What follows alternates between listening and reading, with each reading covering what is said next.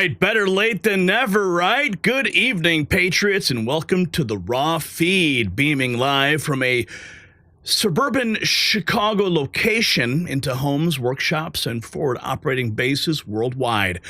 It is week 17 of Donald J. Trump's triumphant return to the Oval Office, and while legacy anchors still hyperventilate, we stream uncensored on YouTube, Rumble, and X. So smash follow everywhere because any single platform can yank the plug, yet millions of simultaneous viewers forge a signal no censor can mute. Now, do something rebellious. Copy tonight's link and text it to 3 friends right now. Peer-to-peer distribution is the guerrilla supply line that Silicon Valley censors cannot throttle. Then plunge into the live chat. Truckers on I-80, night shift nurses, Marines watching from half a world away. Your super chats and Rumble rants turbocharge this broadcast. The sharpest comments erupt on screen and live forever in replay. Now on to the dossier. Your local affiliate praise stays buried. First, congressional investigators have exposed the robotic presidency. Identical AUTOPEN signatures decorate 45 executive orders and 17 pardons supposedly issued while Joe Biden slept. If a machine held a pen, every directive could vaporize in court, dwarfing Watergate overnight. Next, the floodlight scorches Harvard Yard. Federal agents freeze visas and lawmakers fire subpoenas after whistleblowers trace billions in disguised Chinese, communist, and Qatari cash infiltrating the Ivy's endowment. At a morgue manager shipping human remains for profit, and mobs chanting Hamas slogans outside dorms, and the once proud Crimson becomes a prestige bonfire. And the quake rumbles down Pennsylvania Avenue. Education Secretary McMahon stunned career bureaucrats by proposing to dismantle her own department, sending dollars directly to the states. Union bosses shriek apocalypse, yet governors are piloting local control, report rising scores and shrinking bureaucracy. The tug of war between federal command and community liberty is close to snapping, and we will be ringside. Inside the East Room, President Trump's Make America Healthy Again summit declared war on the silent epidemic that's stalking our kids. Autism surging, teen diabetes soaring, toxic additives hiding in everyday snacks. Trump ordered surprise FDA raids on the worst offenders while pharmaceutical lobbyists scramble to protect their golden goose. And last night, outside the Capitol Jewish Museum, where 2 Israeli diplomats were murdered amid chants of free Palestine, investigators now piece together how incendiary rhetoric metastasized into gunfire and whether security warnings were ignored by officials too distracted by politics. Now, that lineup is only the prologue because your voice shapes the next chapter. This is no canned lecture, it's a live exchange. Launch your questions, drop leads, sling memes. We'll surface the sharpest takes and confront Washington in real time. So here's how you keep the floodlights burning here in the studio. Corporate advertisers, well, they fled the moment we named their pharmaceutical patrons, so survival rests on grassroots patriots. The Give, Send, Go, and PayPal links in the description bankroll whistleblower travel, FOIA battles, and servers that punch through censorship firewalls. Prefer something tangible? Visit the merch shop for fresh Next News hats, tees, mugs, walking billboards for truth. And if you crave deeper access, smash join beneath this video. Unlock exclusive behind-the-scenes uploads, a private 24/7 Discord, early access to investigation, priority on-air shout-outs, and badges. Yes, badges that marks you as a frontline supporter. Members feed us tips the establishment pretends don't exist.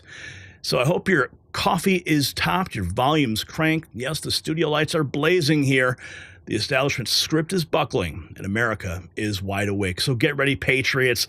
The uncensored truth begins right now. And let's welcome you to the show. 10,000 Lakes, BC is here. C. Roberts, Pothead Kenny, Patricia Duff, Arizona in the house. Make sure that when you sound off in the chat room or in the comments, you let us know where you're watching from, what kind of device. We want everyone to know just how big the Next News family really is. Let's show them all, shall we? And let's see who else is in the house. We've got WH6FQE. Don't tread on me. Duty to Rebel. We've got Jeremy Franklin. We've got Michael Verastro in Pennsylvania. Mrs. Podhead Kenny, R. Boyd, Sabrina, Jeremy, Loyalty to Truth, Robert Spielman, Loyalty to Truth 1776. Delinda House is here. Who else is in the house? Robin, we just said Robin, didn't we just say that? Who else? Resto Guy, Confederacy 69, and 2 super chats already. What's up? Horsewoman's Secret is here. Mike's son.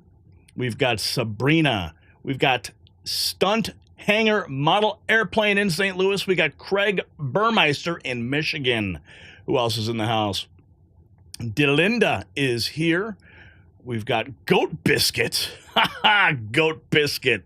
That's awesome. VG Nope is here. Tony Griffin, Mike Brady, Robert Dawson, Dana Ventura in Seattle. David Hansen is here. We've got, let's see, we got Paul in Los Angeles, Dennis Peets, otherwise known as Skipper, over in Cali. We got Raymond Austin. Dude, we're doing the shout-outs. Let me know you're here. We got John and Morgan and Caro Meinke, Andrew Matayla.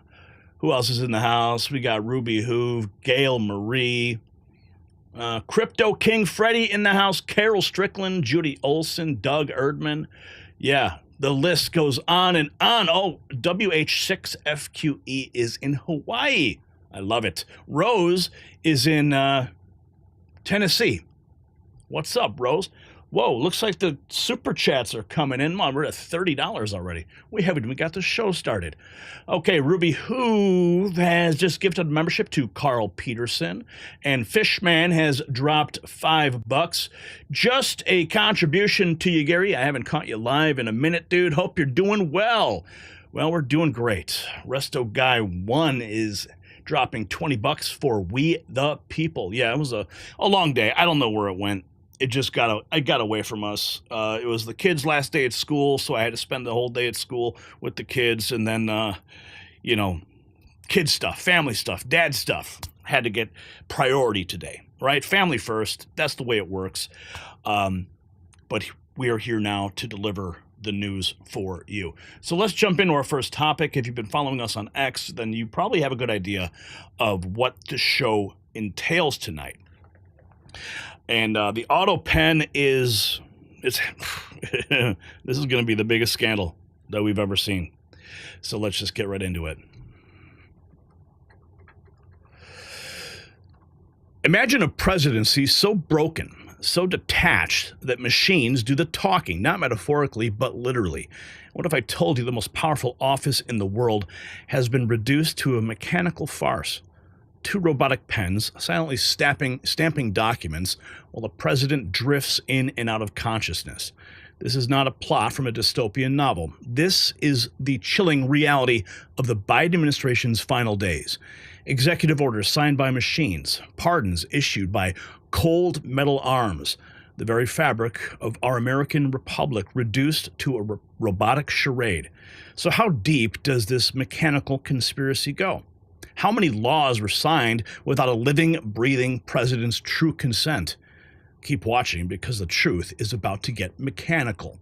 Now, here is the hard truth. Every 6 years, your dollar loses half its buying power. That means $100,000 savings today could feel like $50,000 by 2031, and you see it every time you fill up your tank, buy groceries, or pay the bills. Prices are up, your dollar's down, but there's a simple way to protect the value of your savings with something real, something proven. It's called gold, an asset that holds its value over time, and that's why I trust Noble Gold Investments. They make it simple to protect your savings with physical gold or silver.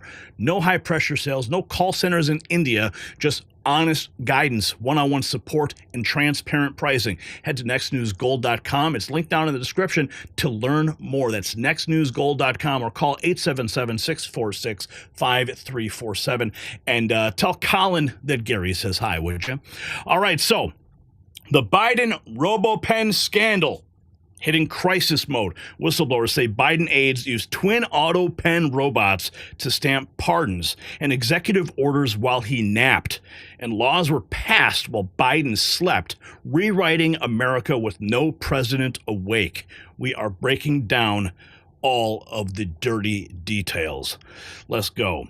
So, the decline cover-up was confirmed today in the White House press room. Our cameras were there and captured it all. Ducey of Fox, Peter Ducey. Will Trump declassify smoking gun files proving Biden's cognitive collapse? Caroline Leavitt admits no search has been ordered yet, but calls the cover-up one of the worst scandals ever and suggests staffers forged the orders with an AUTOPEN. Let's go to that moment earlier today. About it extensive, Peter. The president can declassify anything that he wants. Has he looked to see if there are any records here that would contradict what we've been told about Joe Biden's decline? He has not directed anyone, to my knowledge, to look into that, but surely I can ask him if he intends to. I think the president has spoken on this pretty extensively, and I have spoken about it extensively from this podium as well, how it was truly one of the worst political scandals this country has ever seen, that the previous administration covered up the decline in the former president's mental and physical ability, and it's now all coming out. But the American people knew the truth, and that's one of the many reasons why President Trump won the election on November 5th. And President Trump says that he basically thinks unelected Biden staffers concealed his decline so that they could use the levers of power for their own personal gain. Well, look, that's not just the president thinking that, Peter. There's a new book out. I don't know if any of you have heard about it. Again, a little bit too late, because the American people knew the truth on this from the very beginning. And there were reporters in this room, including some from your network, Peter, I'll give you a little bit of credit here, who have said that clearly Joe Biden's staffers were engaging in this cover-up. So this is common sense. This isn't the president making it up. These are facts that are now finally being revealed. Right, and I'm not saying the president's making it up, but he specifically talks about the AUTOPEN. He thinks that staffers were using this AUTOPEN. Mm-hmm. Is there some kind of like a badge that you have to swipe to use an AUTOPEN? Is there a record of that? I can tell you here at this White House, the president signs any document that has legal implications. The president signs every executive order. He signs every proclamation. He signs pretty much every document that is needed for the president's signature, with the exception of maybe some letters to children. From what we have heard and seen, that was not the case in the previous administration, and the president is raising good questions that are worth looking into. Peter. So, subpoena storm has begun. Oversight Chair James Comer just demanded sworn testimony from Biden's doctor and 4 ex-aides over the AUTOPEN cover-up, missed the May 29 deadline, and contempt votes strike America inching closer to learning who really ran the robot pen. Here's the headline. Chairman Comer demands testimony from Biden's doctor, former White House aides, on cover-up of mental decline. Oh, yes, baby, it's happening. Copycat signatures now exposed. A Fox investigation shows Biden AUTOPEN scrawl plastered on stacks of executive orders he couldn't even recall. Forensics flag identical strokes, proof a sleepless robot, not a struggling president, pumped policy through the pipeline. Look at this headline. Biden's AUTOPEN signature appears on most official docs, raising concerns over who controlled the pipeline. And the GOP findings mount. Washington Examiner counts 45 AUTOPEN executive orders and 17 sweeping pardons that were inked while Biden vacationed. Staff reportedly swapped between AUTOPEN A and AUTOPEN B to ram through midnight directives before Trump's triumphant January return. Here's the headline. What Republicans have found in their investigation of Biden's AUTOPEN so far. So 45 AUTOPEN executive orders and 17 pardons. Those are all about to get nullified. Cognitive decline revealed. Original sin and her audio paint a president losing track of dates as aides steer him. This candid shot shows a dazed Biden cupping his face at a holiday event, fresh proof he lacked capacity. It's okay to capacity to okay any robot signed decree. There's Joe Biden. News of Biden's advanced prostate cancer diagnosis. Wow. Let's keep going. We got more to dig into. Forensic smoking gun. Heritage analysts display two Biden signatures so identical that statisticians call the odds 1 in 10 billion.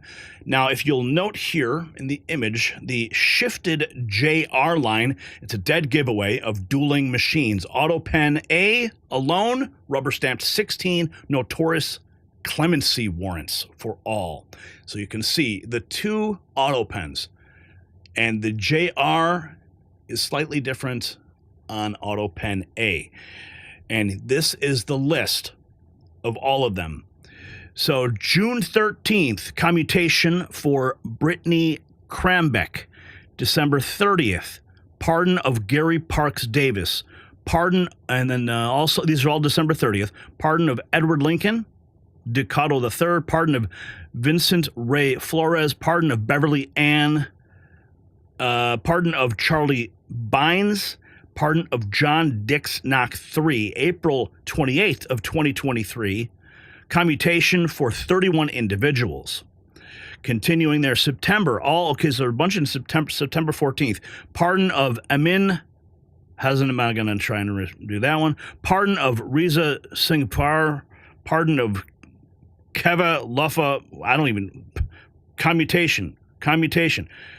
December 22nd, a commutation for 11 individuals. December 12th, pardon of 39 individuals. And December 12th, 2024, commutation for 1,499 individuals. Well, those folks are all going to have a rude awakening because the legal loophole has been tested. A 2011 Justice memo allows an AUTOPEN only if the president approves each stroke. If Biden was foggy, that consent vanishes. Lawyers warn every robot-signed bill, pardon, or order could fall once a single court finally tees up the challenge. This is at the Office of Legal Counsel. This is the order from 2011. The office has also opined that the president may use means besides signing his own full name in ink in order to sign a bill within the meaning of the Constitution, including inscription of initials, inscription by a subordinate, and use of an AUTOPEN. On occasions when Congress or the president has lost an enrolled bill prior to enactment, they have used a duplicate to complete the process of enactment without starting over and reintroducing a new version of the bill and having to have it reapproved by each chamber of Congress. So this is about to be tested. The gatekeepers are now exposed. Journalist Alex Thompson names Donalyn Richetti, Reed Bernal, the First Lady, and Tomansi as Biden's six-person control ring, scripting every step while the president struggled to finish a sentence during chaotic late-night policy crises. We have the clip. And so that's two answers to your question. What do you yeah, I mean, my notebook was empty on November 5th, but when Jake had the idea, it was just sort of a hunch. We just believed there had to be more. And I'd say like a moment of the reporting where it was even bigger than I thought it was I still very distinctly remember talking to a member of the cabinet and just asking, do you think he could have handled a 2 a.m., 3 a.m. crisis? And they just like they paused, they thought, and they were like, I would have been worried. Yeah. And having a former member of the cabinet say that they didn't have confidence that he could be commander-in-chief at a moment of crisis, that maybe the presidency and the White House infrastructure could have handled it, but maybe not Joe Biden. That, to me, was sort of a moment that made me pause. Can you say how many cabinet members you talked to, how many high-ranking officials you talked to over the course of your reporting? So we talked to over 200 people. Almost all of them were Democrats. Many, if not most, were in the White House or the Biden orbit. And we talked, and that included 4 members of the cabinet. Whistleblower cash trail. Ed Martin, Biden-era pardon chief, told investigators that a 2020 campaign insider swore that Kane, Anita Dunn, and Bob Bauer controlled the AUTOPEN and made money off access. FBI subpoenas bank logs as lawyered-up aides brace for the grilling. Has seen that. Ed, I'm from Maryland, not North Carolina, so I'm not that bright. Did I miss what the news was? You said you'd make news. What was the news you made? The news was that nobody knows until that I was writing to these folks at the U.S. Attorney's Office, and including the Biden family. I don't think anybody has seen that. So my point is, I'm bragging about being there early. Everybody got to this 120 days later. Did they reply, or you just sent them letters? No, they didn't. What'd they say?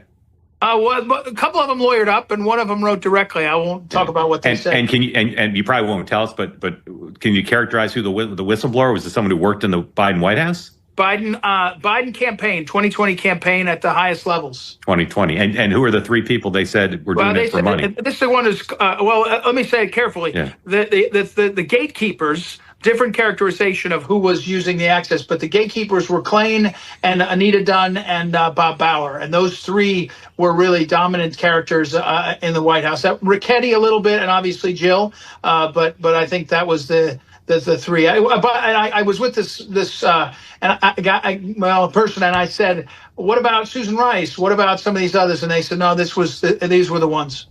And digging deeper, the media masked slips. CNN anchor Jake Tapper privately reacted, holy smokes, to Biden's stumbling answers, yet told viewers he's fine.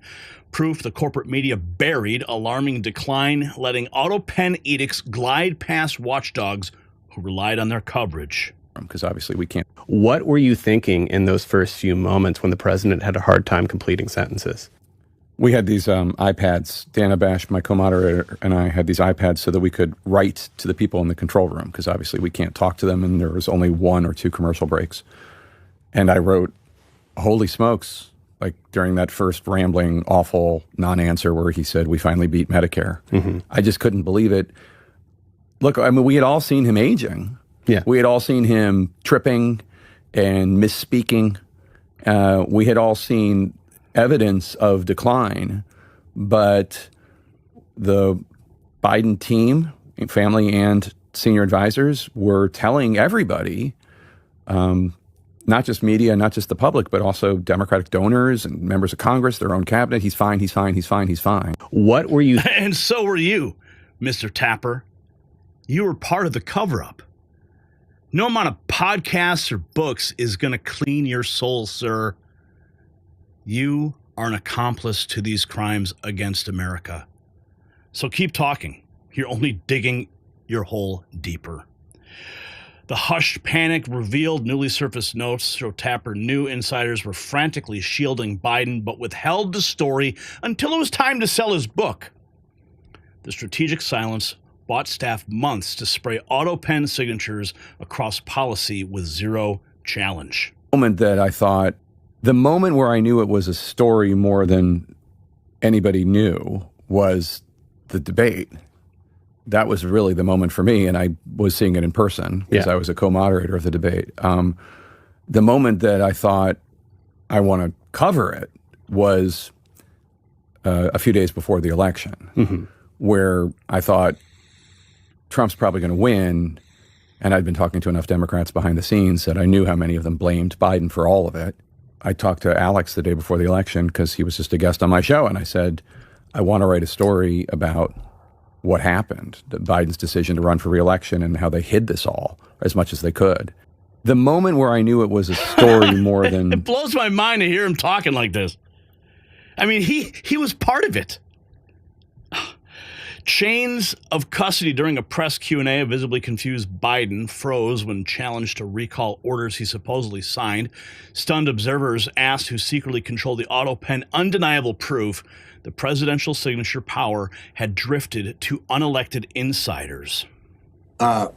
You are going and looking at who was controlling this AUTOPEN, because Joe Biden, I mean, he's demonstrating that he doesn't have all the cognitive capabilities they had. That interview was from 2023.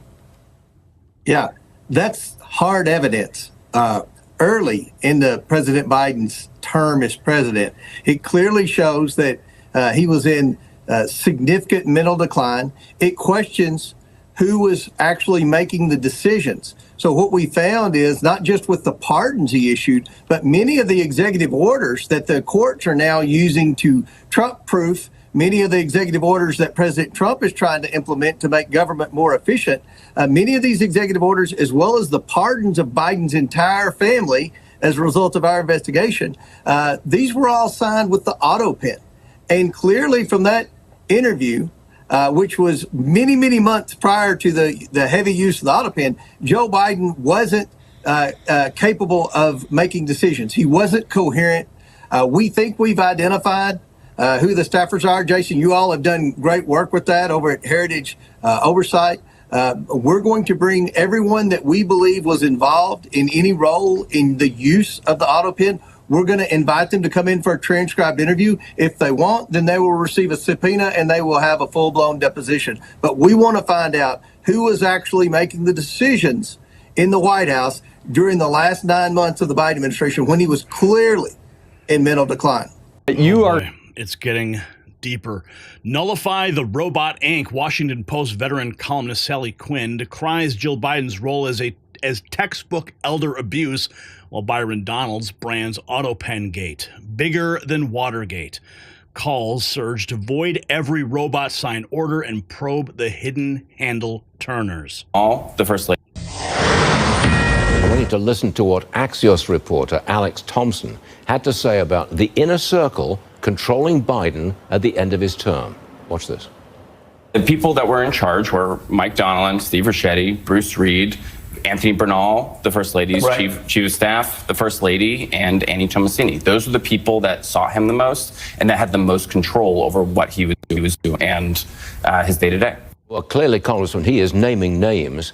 And we have the Washington Post columnist Sally Quinn accusing former First Lady of elder abuse. What do you say to that, Congressman? Elder abuse. It is elder abuse. It is. There's no doubt about that.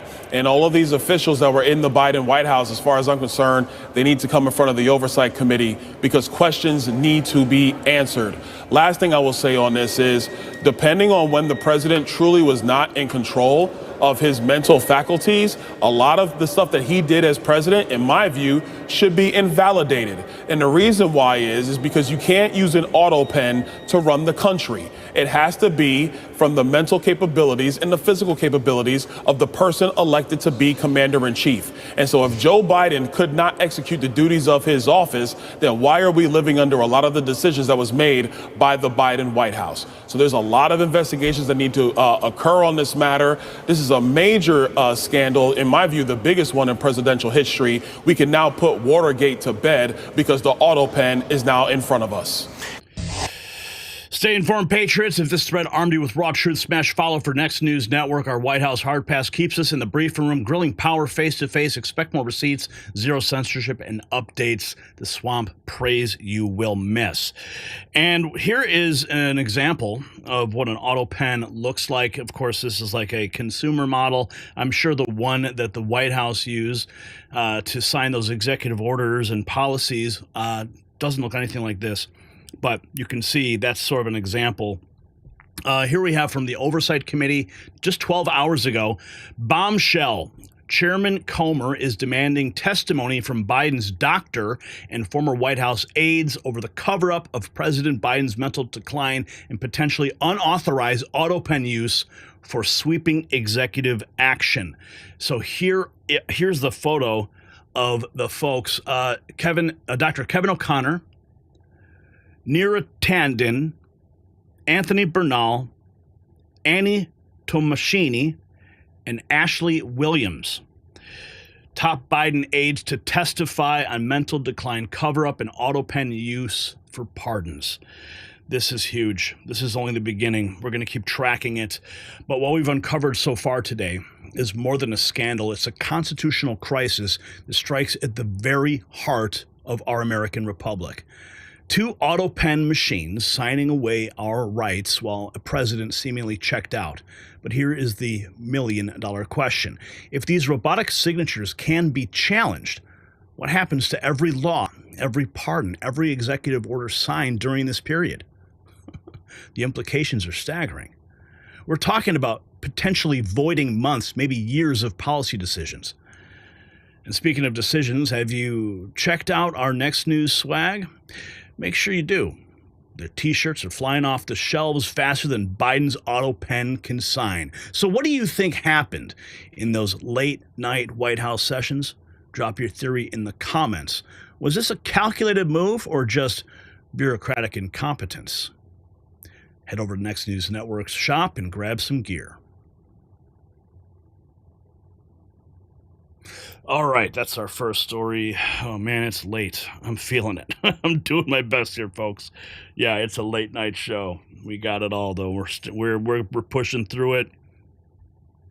Todd, I see some additional stuff here in the bookmark folder, but let's get into the first order of business. I see we have some super chats to acknowledge here. Let's see here. Ruby Hoove became a member. Juan Ruiz just gifted 10 memberships. What's up, Juan? Juan is back. Look at all these new members. Welcome to the family. And then he drops $20. Thank you. Let's go, babe. Feels good to be an American MAGA for life.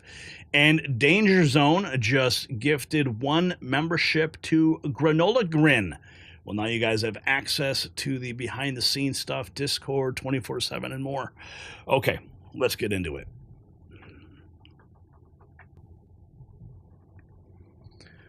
What happens when America's most prestigious university becomes a treasonous marketplace, selling out our national security to the highest bidder? Well, the Trump administration has now blocked Harvard's ability to enroll international students, delivering a devastating blow to an institution that's become a foreign infiltration zone. This isn't just a policy change, it's a surgical strike against an Ivy League powerhouse that has been transformed from a beacon of American excellence into a dark bazaar of global manipulation. Imagine foreign powers walking through hollowed halls, trading research, spreading propaganda, and undermining everything we hold sacred. How deep does this betrayal go, and what secrets are hidden in those ivy-covered walls? Well, the truth will shock you beyond belief. No, don't look away. The reckoning is only beginning. Now, let me ask you this. Are you ready to transform your skin and unlock a youthful glow? A cutting-edge 2024 study shows that collagen can dramatically improve skin health. Women taking a daily collagen drink report fewer wrinkles, firmer skin, and better hydration. Well, this multi-collagen formula features 5 key types of collagen from 4 different sources. It's non-GMO, free of artificial additives, and blends effortlessly into coffee or shakes. And when you order today, you'll receive free VIP health coaching, a skin health ebook, and free shipping. Get 51% off during the promotion at healthwithgary.com. It's linked below. Okay, so Harvard. The foreign capture threatens American security, from CCP training camps to cadaver trafficking and pro-Hamas riots. The Ivy that once shaped Patriots now bankrolls tyranny and graft. Congress and DHS just lit the fuse, and we are breaking it all down. Now, I want to get to this clip here real quick, because here it is. Trump just blocked Harvard's ability to accept international students after revoking hundreds of millions in federal funding from the university. No more educating the enemies of America with taxpayer money. Good. He went to Harvard when Harvard was good. It was a while ago. He went to Game over for Harvard. Okay, let's get deeper into this now. Beijing grooming grounds. Harvard's Kennedy School, listen to this, quietly minted CCP elites for decades, earning the nickname Party School No. 2. Alumni helped crush Hong Kong and police Xi Jinping. Lawmakers demand every syllabus and donor file before more spies slip through on campus. House Republicans launch investigation into whether Harvard aided the Chinese Communist Party. Lawmakers say they intend to hold Harvard accountable to the American people. Harvard, man, what a mess. The Capitol probe surge. House China Committee subpoenas Harvard over deals with XPCC paramilitaries, Tsinghua Labs, and Tehran tech centers. Elise Stefanik vows crimson cover-ups end now. Penn presidents There are foreign dollars who are propping up these pro-Hamas agitators and encampments. There are foreign dollars flowing in from communist China that are funding Confucius Institutes. We are taking action after action to hold them accountable. But make no mistake, the earthquake hearing that happened with Harvard, MIT, and Penn presidents, two of which are now former presidents, that set off an earthquake. And I will tell you, this did not just happen in the last 2 years. This is decades of intellectual and academic decay in our once great higher ed institutions. We need to get back to academic excellence rather than training this next generation of far left radical agitators. We need to focus on engineering, math, science, the classics, and instead they are training not the next generation of leaders, but the next generation of Marxists. There are foreign dollars who... Let's keep going. Hidden foreign harvest. A Department of Education audit pegs $6 billion in undeclared gifts from Qatar, CCP fronts, and Saudi royals. Add Charles Leiber's Wuhan paycheck and Epstein's campus office. Harvard's ivory tower looks more like an auction block for influence worldwide. Here's more. Including Qatar. Both Harvard and Yale are among the colleges under investigation for failing to report hundreds of millions of dollars in foreign gifts. The U.S. Department of Education is leading this investigation. Officials say they've uncovered more than $6 billion in unreported gifts from countries including Qatar, China, and Saudi Arabia. Harvard failed to properly report hundreds of millions of dollars worth of gifts and foreign contracts. And this comes just weeks after a prominent Harvard scientist, Charles Leiber, was arrested on charges that he lied to federal authorities about his ties to China. Well, the federal agency sent Harvard a letter this week requesting information about foreign ties and funding. They're zeroing in on countries including China, Saudi Arabia, and Russia. An official report from Harvard University is revealing the extent of Jeffrey Epstein's ties to that college. The review, completed at the request of Harvard's president, found the disgraced financier maintained his own personal office, with unlimited access on campus for a decade after his 2008 conviction. It also confirms Epstein, who donated millions to the school before serving time for soliciting sex with a minor. Harvard grew its endowment to more than $53 billion in the latest fiscal year. The endowment's management company says public and private stock markets drove that growth. Harvard is the nation's wealthiest university. It ended the fiscal year in June with a $283 million operational surplus. Officials say they've uncovered more than... Let's keep going. The visa program nuked. DHS Secretary Noem yanks Harvard student exchange certification, no F1J1 visas for 25-26. Tens of thousands of foreign students must flee or transfer after Ivy Brass stonewalled records on violence and anti-Semitism for years. Day based on... does that mean that the student visas of this freshman class won't be revoked? It will just be revoked for them to attend Harvard specifically. Is that right? I want to make sure I'm understanding the particulars. Yeah, the decision that's made today based on what Harvard has done is specifically applying to that university, not to the individual students.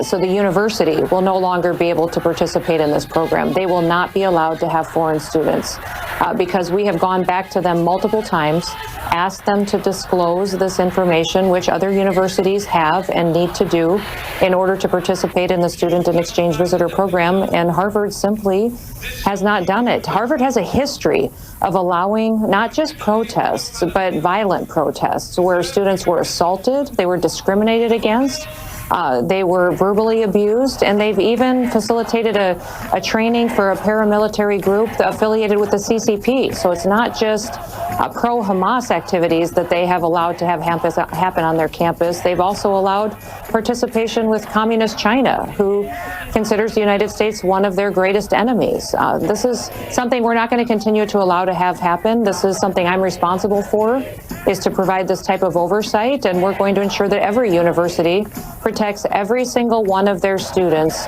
on their campuses, whether they're from the United States or another country. They need to be safe. They don't deserve to have this kind of anti-Semitic or any other kind of discrimination that may face them based on their race going forward.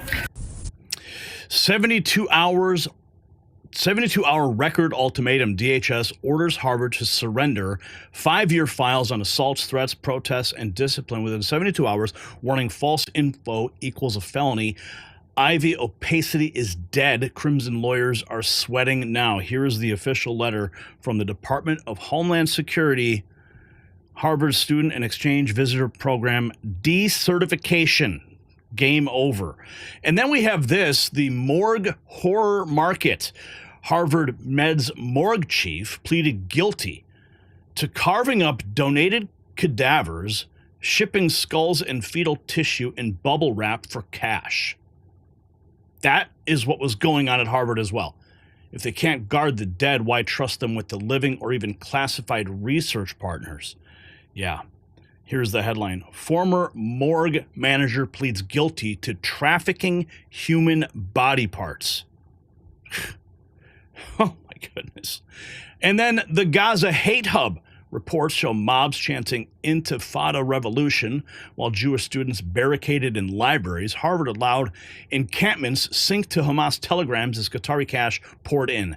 Safety and sovereignty just collided on campus. Who can ever forget these moments?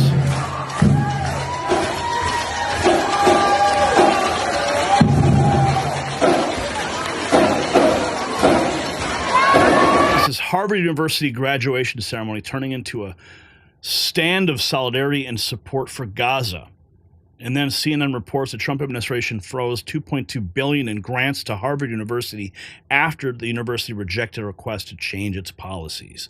Let's keep going. The cadre of comrades. Flashback. Harvard hosted PLA defensive scholars via CCP-approved fellowships while lobbying D.C. against tech export limits. Those labs soon surfaced in China's hypersonic missile breakthroughs aimed at the U.S. carriers. While most joined, taking in $93.7 million. Every Harvard president since the 1990s has visited China. Harvard and the Chinese Communist Party and its institutions have built a wide scope of partnership programs. While most joint efforts focus on academic collaborations, one particular program has raised concerns and earned Harvard a Chinese nickname, which translates to the Chinese regime's second central party school. In the early 2000s, Harvard's Kennedy School of Government began training Chinese officials to help them, quote, address the ongoing challenges of China's national reform. Hundreds of Chinese officials, from mayors to provincial governors and vice ministers, took the training. Yet it appears there hasn't been any real sign of change in the regime. Among the Chinese officials who went through the training, some were later either investigated or sentenced for corruption. One was known for seizing a voice recorder from a reporter after he was asked a tough question, and another, a former justice official, said human rights lawyers will ruin the socialist rule of law. This former official and another who attended the training were also publicly called out for their involvement in the persecution of Falun Dafa, also known as Falun Gong.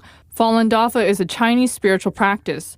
It has been persecuted by the communist regime for over 2 decades. Harvard graduate and spokesperson for the Falun Dafa Information Center, Zhang Erping, says the program risks legitimizing an authoritarian regime when it lends its name to Chinese officials. Training the CCP officials, some of them probably involved in the policy of suppression of Falun Gong, Christian Church, or other dissident groups, they shouldn't be welcome here on campus. Many institutions in the West assume that exposing leaders of the Chinese regime to the workings of a free society would help them accept Western norms, and they would...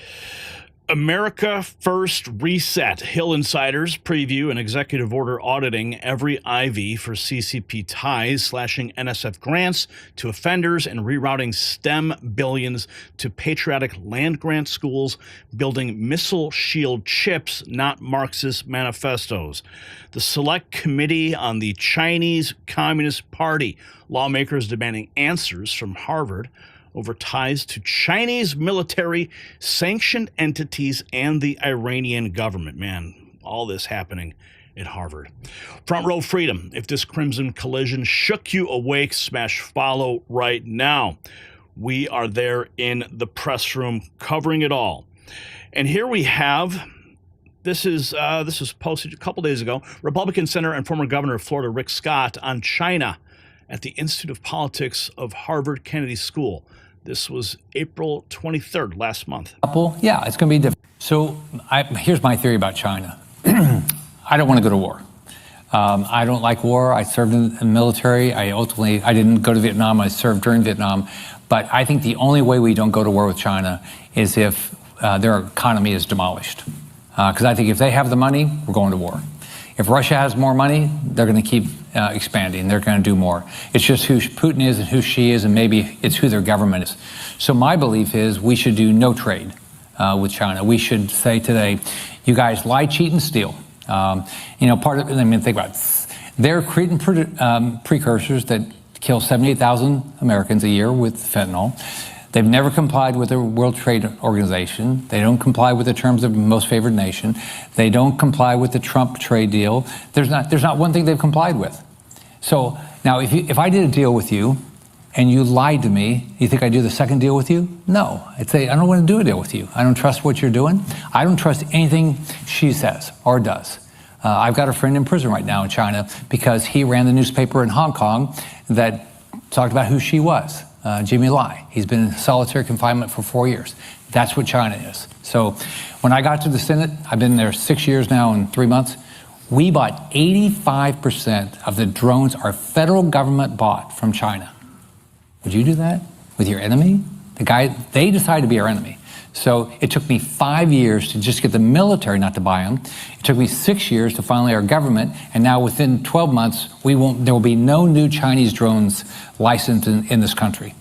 Our military still buys almost all of its drugs from China. Now that's stupidity. That is our logical, that's who's decided to be our enemy. This stuff's got to stop.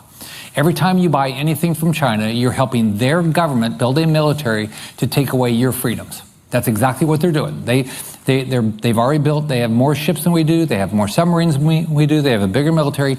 They want to go to war with us. They want Taiwan. Taiwan is not part of China. Look at history. Taiwan was not, very small part of history was Taiwan part of China. But they're gonna do it. They're taking away the sovereignty, the Philippines.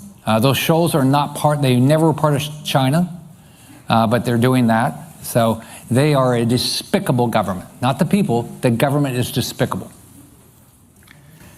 Would we be paying a cost if we try to make them poorer as our strategy? And is that a cost that's worth paying for a greater good of national security? I think long term, what's more important to me than anything else is my freedom. Freedom of this country, the freedom to do what I want to do, that's more important to me than anything else.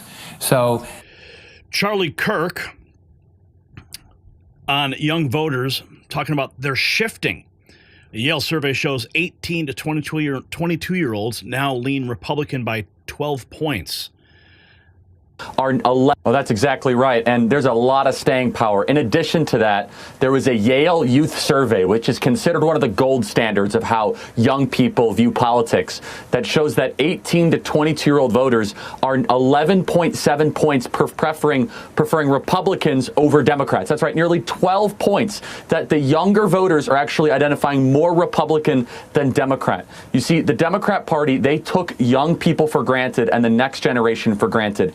And also the entire American body politic. They have tried their best to try to convince themselves that MAGA is going to go away. But instead what we have found is a multiracial, multi-ethnic, multi-generational coalition of people of all different backgrounds that are supporting President Trump and his agenda. And President Trump deserves so much credit for fulfilling his promises. Today, he's going after Harvard's tax-exempt status. Finally, someone is willing to go after Harvard, which is just a glorified hedge fund with a college attached. He is securing the southern border. He's doing tariffs against China, fulfilling the mandate that he ran on. That is why younger voters and voters of all ages are supporting President Trump in even greater numbers than we saw in November.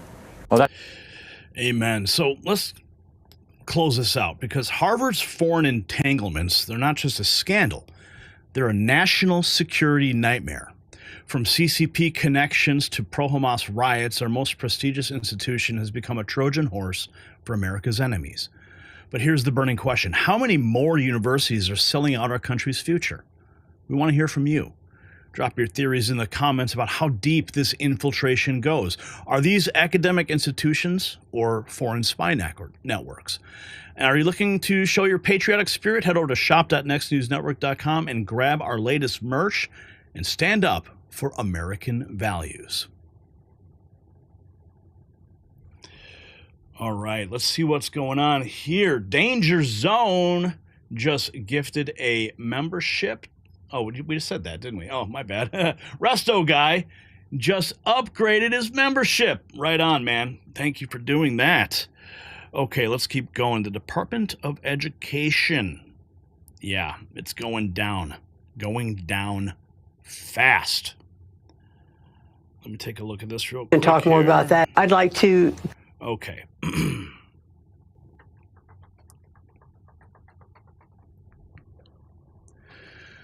The education system was a ticking time bomb long before President Trump stepped in to defuse it. Decades of progressive indoctrination, plummeting test scores, and bureaucratic bloat were already destroying American education from the inside out. Years of failed policies had reduced our schools to indoctrination centers, not learning institutions. Test scores were in free fall, with reading and math reaching historic lows. Children were being programmed, not educated. Parents watching horror as their kids learned everything except how to think critically. Well, now Donald Trump's team is performing emergency surgery on a system that was bleeding out, with Secretary McMahon preparing to completely dismantle the Department of Education. This is not just reform, it's a rescue mission, and we have all the details. Now, America's education system isn't the only thing suffering from chronic disease. Your blood pressure is under siege too. Nearly half of U.S. adults face high blood pressure, mirroring the systematic breakdown that we're seeing in our schools. Just as our education system needs a total reset, your health demands immediate intervention. Now, boostwithgary.com, there's a formula there. It's all natural to manage blood pressure using ingredients that attack the root cause. White mulberry leaf and cinnamon bark powder help reverse insulin resistance and reduce inflammation. And get it up to 40% off at boostwithgary.com. Take control before it's too late. So let's dive into what's going on at the Department of Education. Shutdown, shock, rattling American education. Trump's cabinet tells Congress the Department of Education is on the chopping block officially. Trillions spent with little to show, and power poised to boomerang back to parents and states. We're going to break it all down. Let's go. Okay, so what do we got here? We got the executive order clash.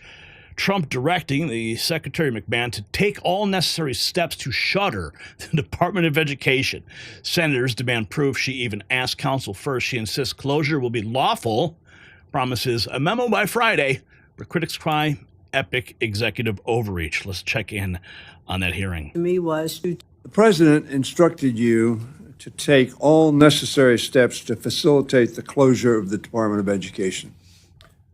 Did you check with your counsel or legal advisors as to whether or not you had authority to accomplish that request? The president's executive order and his direction to me was to take those steps to lawfully shut down the Department of Education and to work with Congress to do that. I understand what you said, but his quote was, take all necessary steps to facilitate the closure of the Department of Education. It was not, as you suggest, from the reading of his quote and his executive order, inclusive of consistent with the law. But that's your interpretation of what he said? I would like to look at it again and get back to you, but I do believe he said to lawfully close down the Department of Education. At least let me rephrase and say that is clearly his direction to me. The president instructed you lawfully. Okay. Congress cooperation push. McMahon vows to reroute Title I and IDEA dollars straight to the states, sharing best practices to prove D.C.'s bureaucracy obsolete. Unmistakable transparency, she insists, will make the shutdown politically irresistible. We both know and understand that the Department of Education cannot be closed unless Congress votes to do that. So my goal, when I came on board, and he asked me how I thought we could do that, and I said my goal would be to work with Congress so that we could have transparent programs. I would like to at the end of this program that I'm working on, as we try to bring up our test scores and work with our local states to bring education back to the states, to make sure that states have best practices and the tools to deliver those best practices. And so by sharing them with Congress, I would hope that Congress would look at them and say, you know, eventually, I believe that this is going to be in the best interest of our students. This is not taking away funding. This is having funding go to the states for, you know, for Title 1A, for IDEA. That is continuing. It may flow through in a different tranche. Okay. We both know and understand. $1 trillion question.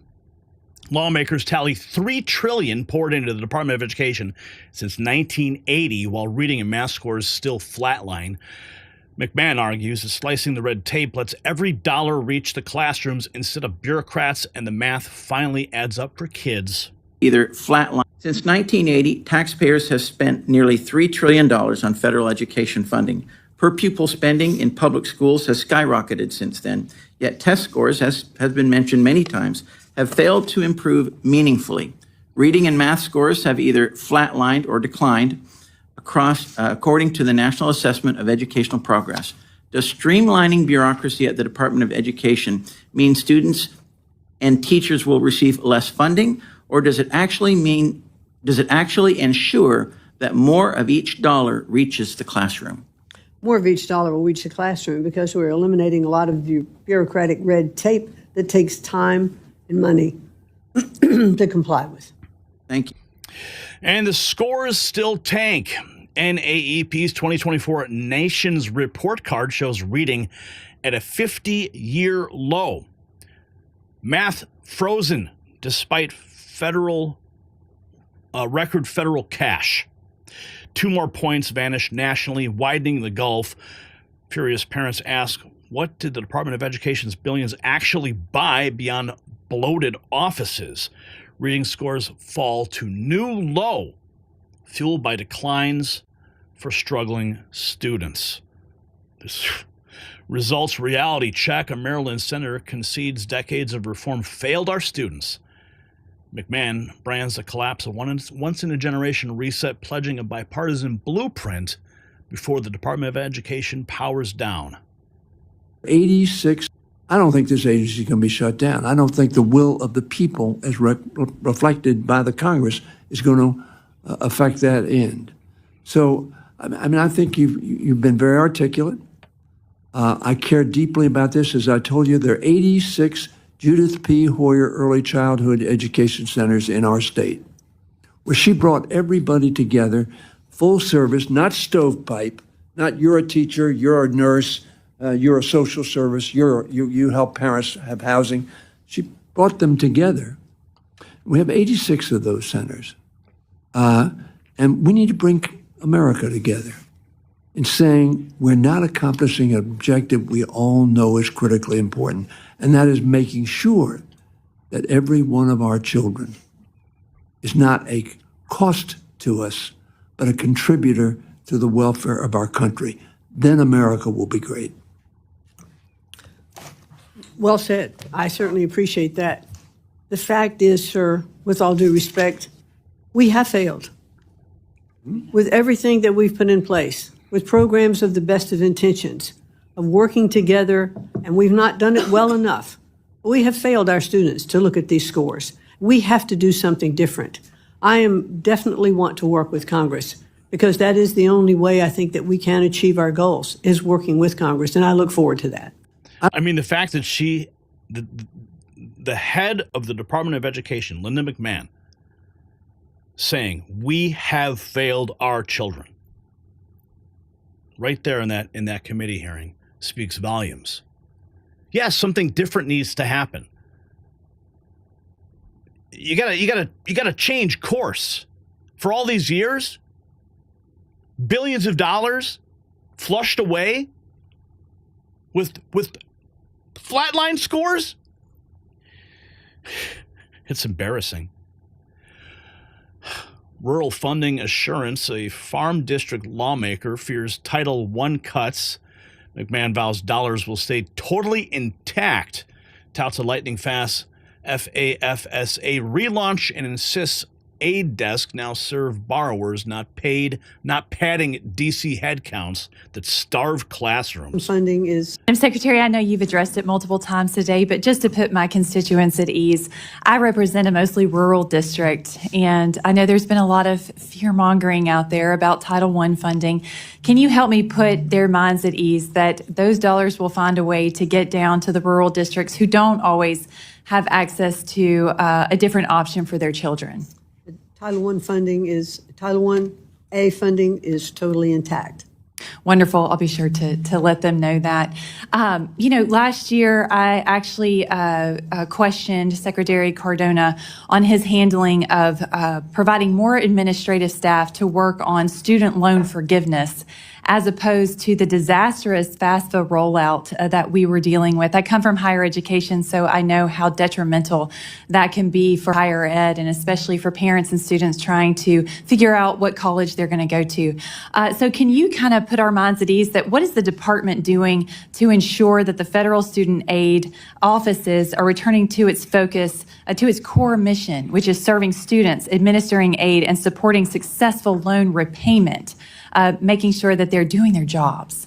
Yeah, well, we've spent quite a bit of effort, with FSA and with the FAFSA program as well. That kind of went off the rails, so it's back on. It is up and running and ready. The current year is proceeding as it should. We are getting the year after that and the year after that ready to be in place, and we've made great strides. Madam Secretary, I know you've... Campus hate crackdown. Department of Education warns elite colleges letting mobs chant death to Israel, protect students, or kiss hundreds of millions in federal grants goodbye. She vows equal protection on every quad, no exceptions and no delays as compliance teams descend. And the president has made it very clear that he does not condone any kind of discrimination, racial, and especially we've seen it religious. We've seen it across our college campuses, some of the most elite in the country, and we took very strong and very decisive action against those universities who clearly were not protecting Jewish students against anti-Semitism, against them, when they were anti-Semitic, those that were attacking them. When you've seen students barricaded in the library and others pounding on the glass, going, death to Jews, death to Israel, death to the United States. That is unacceptable in our college campuses. And we reacted. We reacted to Columbia. First did not, that happened, this incident happened at Columbia. And I met with the president of Columbia. I've had 2 conversations now with the current president of Columbia. We've talked about things that we need to do at those universities. We want to be able to be supportive, but those universities, albeit they're private, do receive federal funding. We have leverage to withhold some of that federal funding or to cancel some of the grants, and we will do that unless it can be proven that these colleges and universities are going to respect all rights. The president has made it very... I can't even believe this is a conversation being had. They're chanting death to America on college campuses. I mean, of course their funding should be pulled, without question. She mentioned Columbia. The review hits. The Department of Education, HHS, and GSA open a tri-agency probe of Columbia's grants after anti-Semitic chaos paralyzed learning. She warns institutions failing Jewish students will lose federal dollars. Elite ivory towers are now on notice. Here's the headline: federal agencies to review Columbia's contracts after failure to protect Jewish students. The mental health meltdown. Senators scorch a $1 billion counseling cut amid post-lockdown trauma. McMahon concedes crisis, promises talks with Sandy Hook families, yet defends the big reshuffle as prioritizing outcomes while millions of students still are struggling with mental. I wanted to hit quickly 2 topics. Mental health cuts. The administration cut $1 billion. Well, actually, let's put it this way. Just stop paying $1 billion allocated for mental health service professional demonstration grant and school-based mental health services grant. Do you recognize that our school children are struggling with mental health? Many of our children are struggling with mental health. I think mental health is Do you recognize our students I think are it's a struggling? critical component around the country. Our students. Some students, yes. Yes.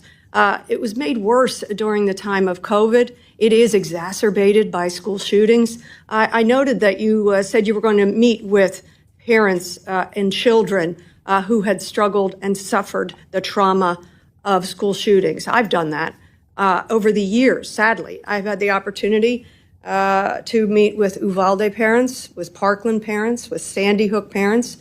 Are you meeting with parents and children, students in those places? I have only in Sandy Hook because that happened in my state of Connecticut. Yes. So I have met with some of those parents shortly after, and I can't imagine a more horrible tragedy than that. How about the students, to see how they're affected? I've not talked to many of the students, no. Do you plan to do that? Sure, I would enjoy doing that. How soon can you do that? Because you did talk about doing that on CNN recently. I'm not sure how quickly. But, you're the secretary. You could do whatever you want because, after all, you're cutting all this funding. You've got time. I've got a lot of responsibilities to do, and we're going to focus on the things that I think are going to ensure that we're providing equal education for all of the students in our country. Wow, you're cutting all this funding. You must have a lot of free time on your hand. Robots rescue math. Public-private robotics kits ignite middle school STEM passions, turning abstract numbers into hands-on wins. Governor Sununu's New Hampshire pilot lifts test scores. McMahon hints nationwide rollout if Department of Education exits. Real results real fast. Students that if, Madam Secretary, I appreciate your emphasis on reading, and I think that is really very important. It certainly opens up a whole opportunity for students. Another area where there's an opportunity for students that if they don't make the most of that opportunity, it really limits their capabilities, and that's in middle school math. And by that I mean if someone engages in middle school and learns math and is competent in math, that opens up doorways for math, for science at the upper levels. If they don't, they consider themselves not a math person and disengage, and we lose a lot of people who could be very strong in the STEM fields. I wonder if that's something that you and the department could factor in terms of innovative partnerships with states as well as the private sector, because I do believe math and science students are going to be vital to compete in the years to come. Well, that is, I would like to see more public-private partnerships, especially clearly at the state level. As I visited a few schools now, and I have seen some of the private partnerships where the companies are coming in and they're bringing, let's take, for instance, one of the ones that I saw just recently, robotics into schools. I went into a school classroom where kids were not very much engaged in math, and suddenly they had the opportunity now to work with these robot components and these robot kits. In fact, I think former Governor Sununu up in New Hampshire actually activated one of these programs in New Hampshire, that the company provided these kits, and the kids who suddenly took these kits, they had to have motor skill coordination, they had to learn what the spatial relationship was to attach all of the parts, and so then they would have competitions, and suddenly, when they had to figure out, I need a 2-inch piece for this or a 1.5 centimeter for that, whatever the math they were looking at, they suddenly were making that connection with the math because they were doing something with hands-on skills. I think we can just look at how we're teaching things differently and looking at a lot of those projects that are being brought in by the private sector. They get Musk staffing mystery. Lawmakers probe whether Elon Musk's shadow Doge crew axed 1,300 Department of Education staffers before McMahon arrived. She confirms the layoffs predated her, admits 3 to 4 Musk meetings, yet can't verify the crew's education chops. Transparency clock ticking. That restructure. So you fired 1,300 people. Another 600 people took Elon Musk's deferred resignation offer. Did you fire the people or did Doge fire the people? I'm not completely clear on that. Most of that restructuring happened under the acting. Short term, did you fire or did Doge Well, fire? I'm going to tell you who I fired. I know, but that's why I'm trying to get short term So questions. the It's short one or term- the other, right? You're using our time. Yeah. So we most of that was done before I came on board. However, Doge. the decisions in the department I run the department. Doge does not run the Okay, department. so you didn't answer the question. Did you fire them or did Doge? It's real simple. A good majority of that happened before I came on board. Okay, by a good majority, 2/3, 3/4? But yes, I'd say. Okay, fair. Okay. And how many times did you meet with Elon Musk I've about met firing? with Mr. Musk probably 3 to 4 times now. Okay. Not including when I was on the transition committee and had several opportunities to speak with him. Sure. And then if I understand it right, on your Department of Education employee roster, you have right now at least is about 16 Doge employees. Is that correct right now, working with you? I can get back to you to the exact number. I don't think it's that high. But we Okay. do have, they are employees. Those that we have are employees of the federal And when you did their background checks to see how they're qualified about education, how many had undergraduate degrees and how many had graduate degrees in I education? can get back to you on that. So you fired The battle lines. Fiscal year 25 budget still parks $18.6 billion in high poverty schools, but Project 2025 swaps strict oversight for no strings block grants. Teachers warn that 2.8 million kids could lose a lifeline if Congress greenlights the handoff. Department of Education budget summary. Orwellian accusation echoes. A senator warns that shuttering the Department of Education drags America back to unequal schools, waving Project 2025 papers and claiming charter profiteers crave an uneducated electorate.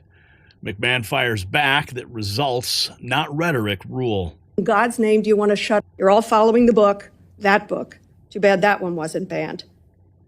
And yet, privatizing is really the other ambition. An uneducated electorate and profit and privatization of our education system. Do you promise us that that isn't your ambition? That clearly is not my ambition. I think I've stated that very well today. Then why in God's name do you want to shutter it? Why don't you want to protect kids with disabilities? Why don't you want to protect kids who have been every decade denied equal access simply because of how much their parents make, the zip code they live in, the color of their skin? Oh, wow. Why are you shuttering a department that's supposed to lift up those children? Because those programs don't have to flow through the Department of Education, and they can flow through the state. I was the state legislator. That's called shift and shaft. I've spoken with the governor of Pennsylvania. They can't pick up the tab anymore for education of our students. Not to mention, it would be inequitable by state, by state, by state. Why are you in this job at all? Wow. If you don't have a dedication to the future of our children, why are you in this job? I, too, am a mother and a grandmother, and I want the best for my family going forward. Vouchers. For my grandchildren, for my great-grandchildren, and I hope to leave a legacy that we have established best practices for education that all the states can use. That would be a great legacy to be able to leave, to be able to show states these are some of the things that they can do. I think states have to look at their budgets. Madam Secretary, the legacy you will be leaving is that I shut down the Department of Education. You're all following the book. That's that one book. hell of a legacy. The privatization showdown looms. A ranking Democrat calls the plan the shift and shaft, says states can't shoulder special ed costs. Is this the same clip? Before Secretary McMahon, it's alarming that you and the president want to turn that clock back. You take us back to a time before any federal oversight of education, before many of the programs that guarantee free and equal access to education for all Americans. You said as much in your testimony. After all the Department of Education's work to ensure equal access to education, you're embarking on the department's final mission? You intend to put yourself out of a job? That's a little jarring to me. If you were a pediatric oncologist, I'd welcome that. Let's get you out of a job through cures, through healing, through ending of pediatric cancer. But ending a department that is supposed to oversee the education of our very youngest, to guide their future? Have you taken the time to educate yourself about this history? I'd encourage you, go ask students who attended school back then. Black students, brown students, students with disabilities, students from poor families. What was access like for them before the Department of Education? Frankly, eliminating the Department of Education to me is rather Orwellian. The president and his administration don't want an educated populace. Why don't we just go back to the book 1984 if it hasn't been banned? It's clear to me, this administration wants an uneducated electorate so that Mr. Trump and his courtiers can control thought, therefore control votes, and control the population. I'll note a secondary measure here that is going on. The increase in funding for charter schools. We know that charter schools originally were supposed to be incubators of the best ideas, great practices to be brought back into the public school education system so that every kid had an access to such things. But this administration and you, who want to put yourself out of a job, following the playbook, page 319 of Project 2025, first sentence, shutter the Department of Education. Secretary. Oh, yes, it's long overdue. Follow The Truth Unfiltered if these receipts armed you against bureaucratic spin. Follow the Next News Network. Our White House hard-pressed creds grill power players daily, and we track the DOE's fate to the last bell. Oh, yeah, baby. Shut it down. Here we have from the Rapid Response 47. This was published 17 hours ago. Education Secretary McMahon on civil rights investigation into Fairfax County Public Schools in Virginia over admissions process discrimination. Because I'd like to commend the Attorney General in Virginia and Governor Youngkin for the work that they have done, and I'll let Governor Youngkin talk more about that. But I just want to say that the Department of Education is launching our own investigation, our civil rights investigation into the practices of admissions of Thomas Jefferson High School in Fairfax, Virginia. And because this cannot be tolerated, it won't be tolerated. The president said from day one he will not tolerate any kind of discrimination in admissions in our universities or across our country. I'd like to... So the Department of Education's collapse, it was inevitable.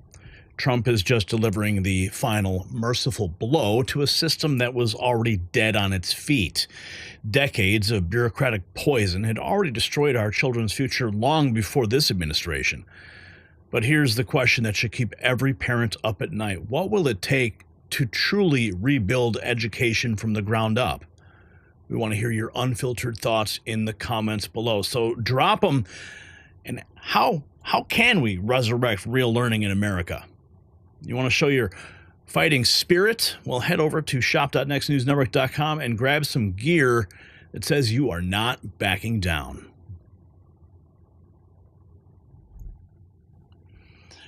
All right, where are we at right now? My goodness, 18,000 people watching.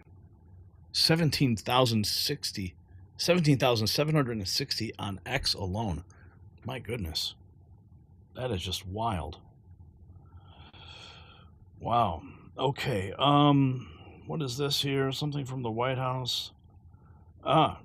June 14th for the U.S. Army's 250th anniversary Grand Military Parade.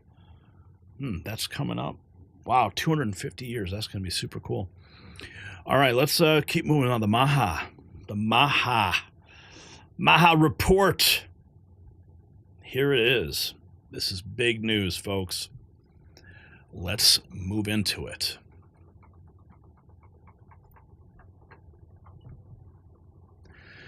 President Trump and Robert F. Kennedy Jr. are mounting a last-stand rescue mission to save America's children from a medical industrial complex that's been slowly murdering an entire generation.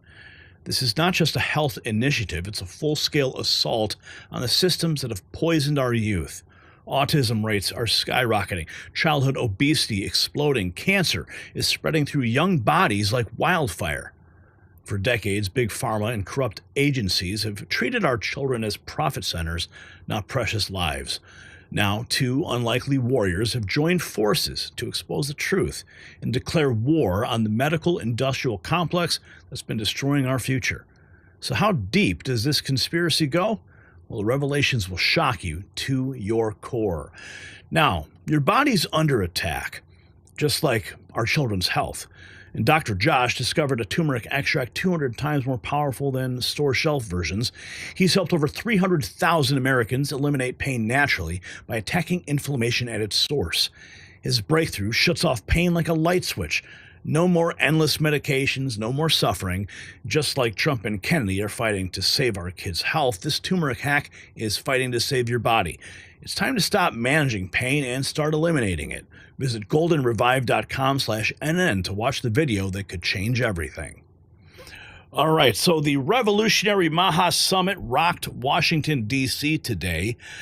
The Make America Healthy Again Summit just revealed U.S. kids are drowning in obesity, cancer, autism, and depression, while lobbyists muzzled truth for decades. We're breaking it all down for you now. So inside the press room, our cameras caught Press Secretary Caroline Leavitt teeing up the moment. She previewed Trump's afternoon MAHA reveal, stressing gold standard science and a mission to end chronic disease so every American child lives strong, healthy, and free. Life.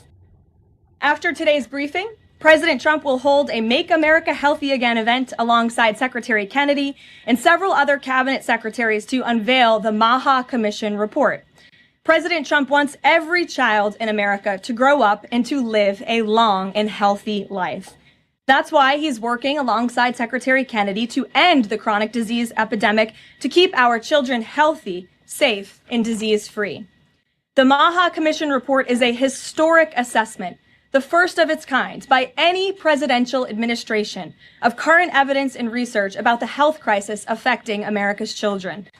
This report is a review of pre-existing research to comprehensively assess what we understand about our health problems and what we don't understand, and how we can find those answers. All of the findings will be based on the gold standard of science. And I think I speak for all MAHA moms across the country when I say we look forward to the president's event and remarks later this afternoon. And we've got them for you. Surging sickness stats. MAHA report shows childhood obesity up 270%, pre-diabetes in 1 in 4 teens, autism 1 in 31, cancer up 40%, teen depression 30%. Experts call it an existential threat to health, security, and wallets. D.C. can no longer look away. Here is Robert F. Kennedy. What is happening is existential. Let me just read a few of the statistics. Today in the U.S., more than 1 in 5 children over 6 years old are obese.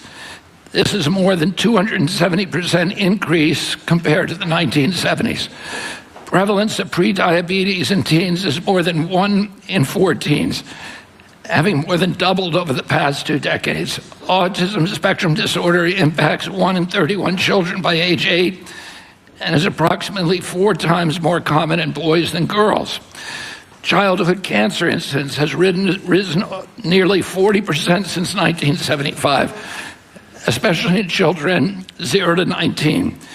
Teenage depression rates nearly doubled from 2009 to 2019, with more than 1 in 4 teenage girls in 2022 reporting a major depressive episode in the past year.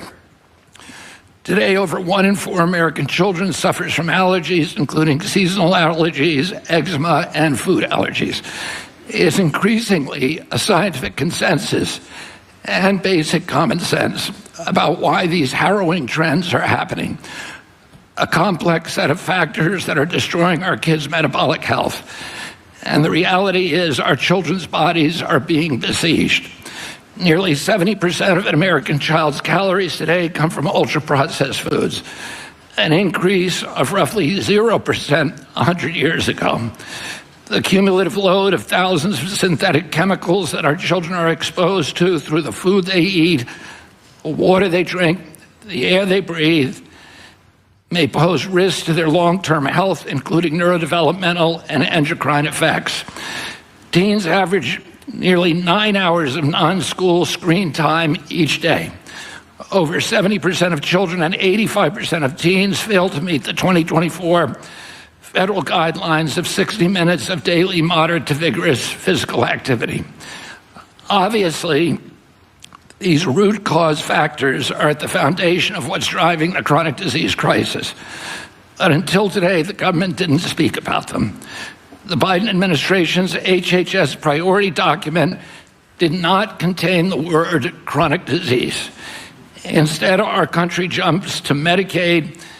Now we have the most medication, and now we have the most drugged children in the world. Stimulant prescriptions and drugs used to treat ADHD in the U.S. doubled from 2006 to 2016. By 2022, 11% of children had an ADHD diagnosis, with boys having a rate of nearly 1 in 4 by age 17.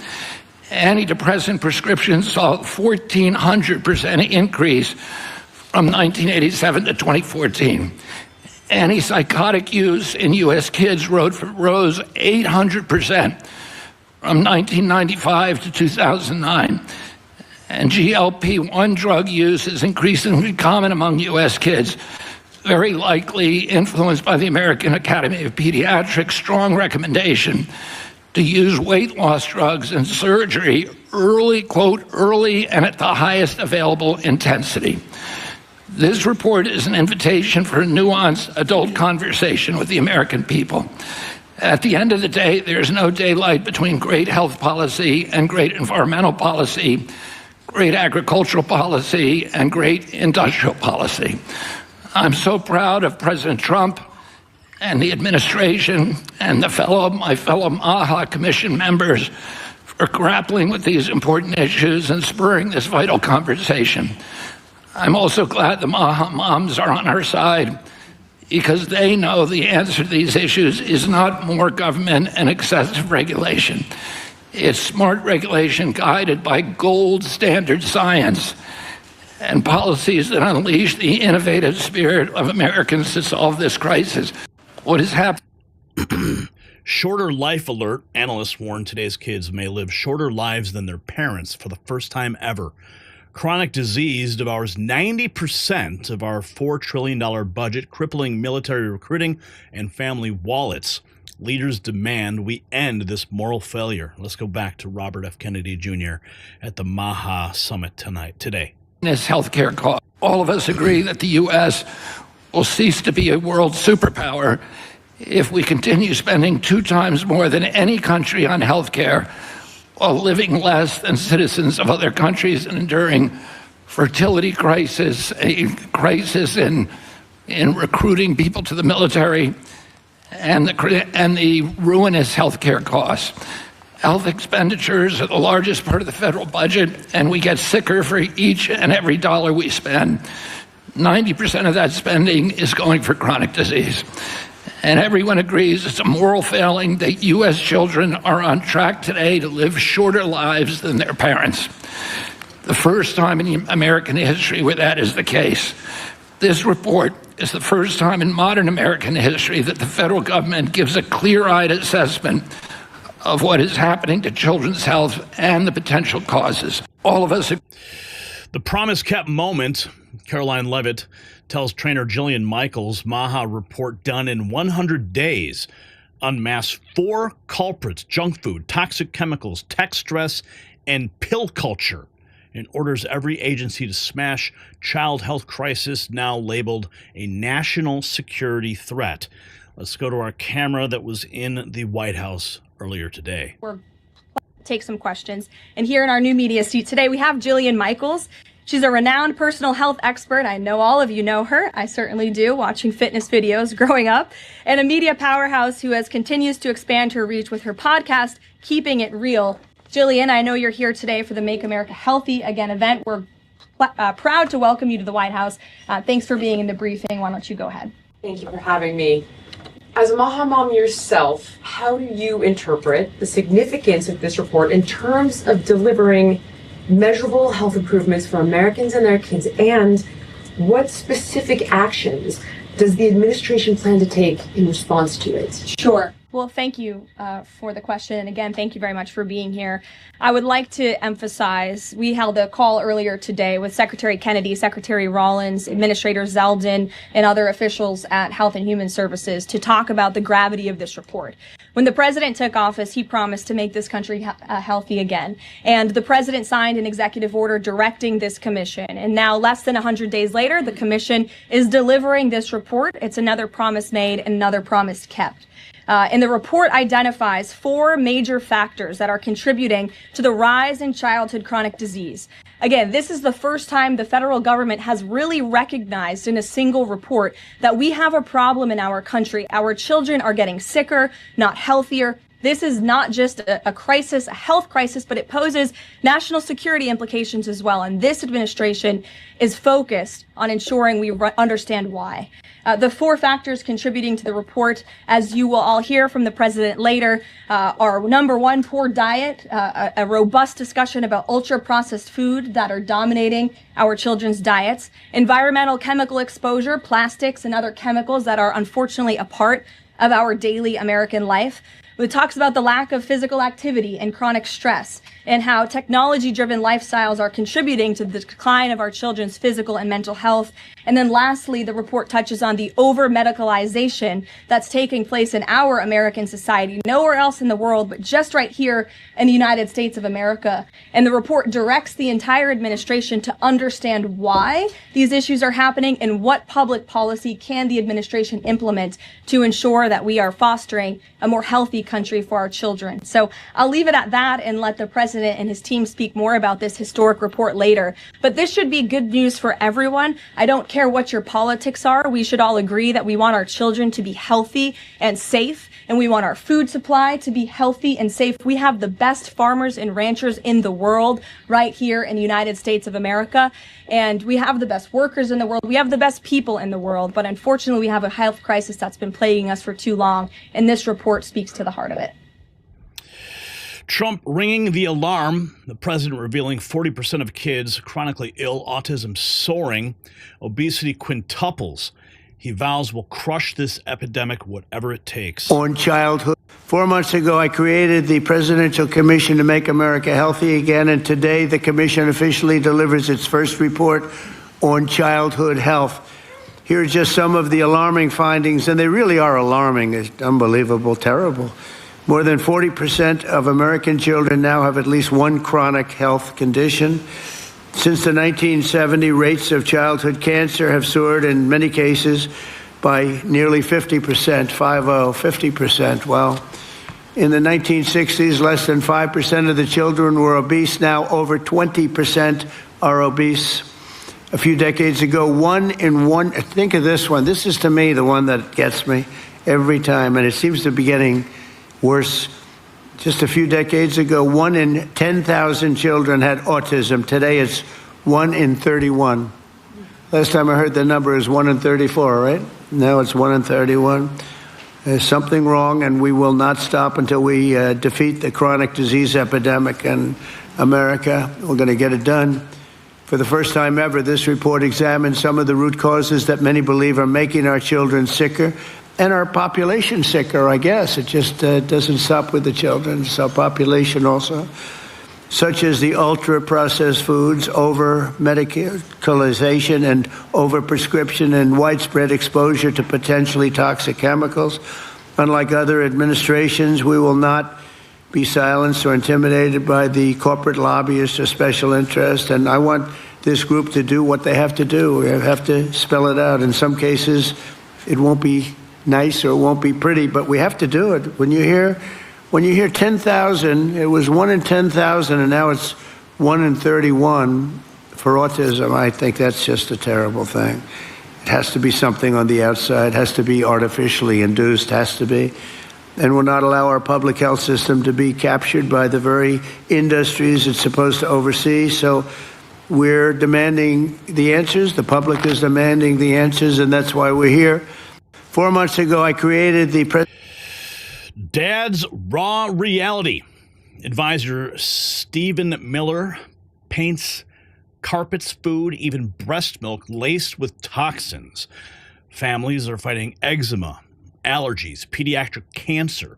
Proof a civilization soaking kids in chemicals must change course. Credit for you, Bobby. I can't tell you how much that means to me, and thank you as well, Lee, for the very kind words. And And you're right, I think about this first and foremost through the prism of being a dad of 3 young children, and I'm married to a MAHA mom. My wife, Katie, is the one who deserves all the credit for educating me about this issue on the birth of our children. But I first want to just take a moment for us to think about how extraordinary this moment is, that Bobby's sitting there right now, not as a private citizen, not as the leader of a nonprofit, but as the Secretary of Health and Human Services, right, behind government seal, issuing, this is a government report, right? His whole life, Bobby has issued private reports, held private press conferences, engaged in private advocacy.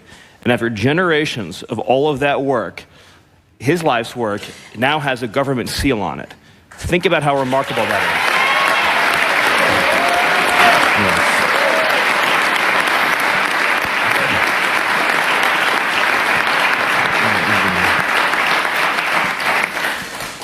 When I say that I think about these issues primarily as a dad, and I was shocked to learn, again, mostly, if not exclusively with my wife's help, on the birth of our children, just how filled our whole world is with toxins, and how bereft a child's world is of all of the natural things that humans have interacted with and encountered since the beginning of humanity.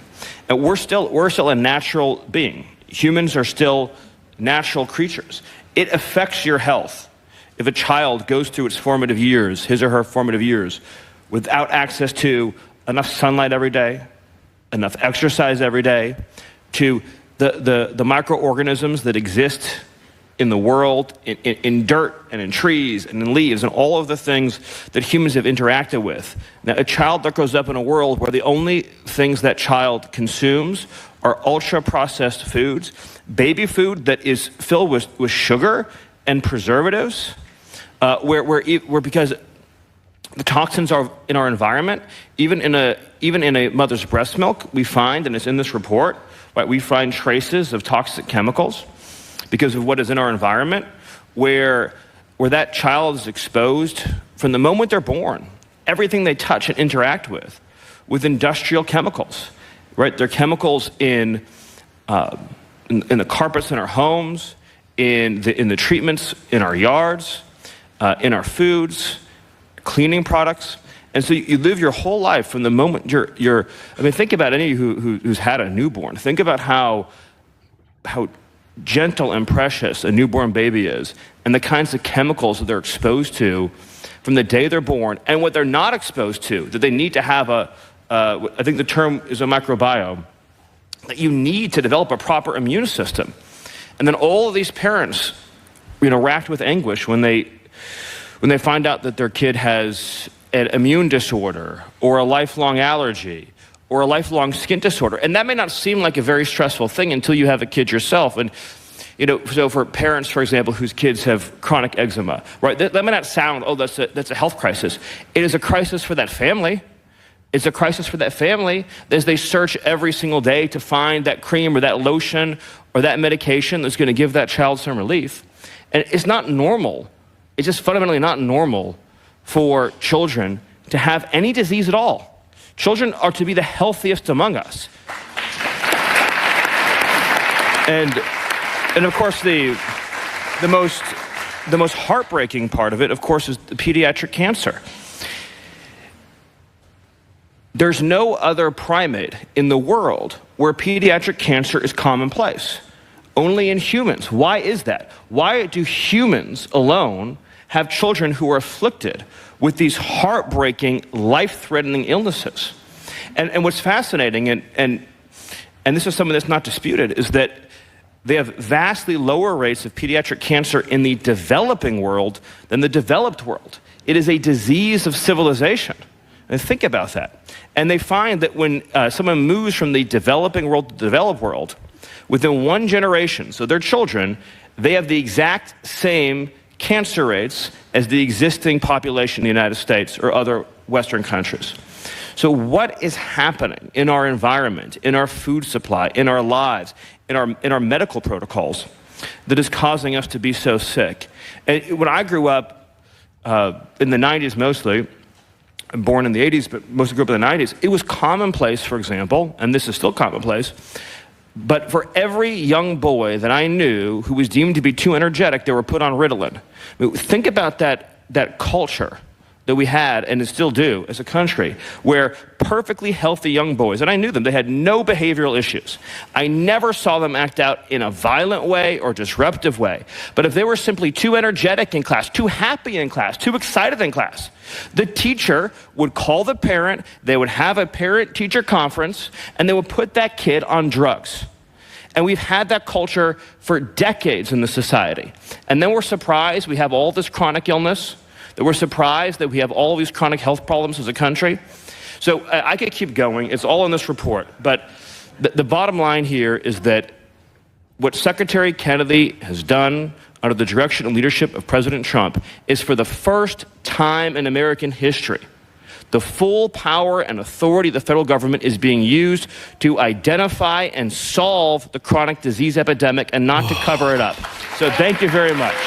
An honor to serve with you.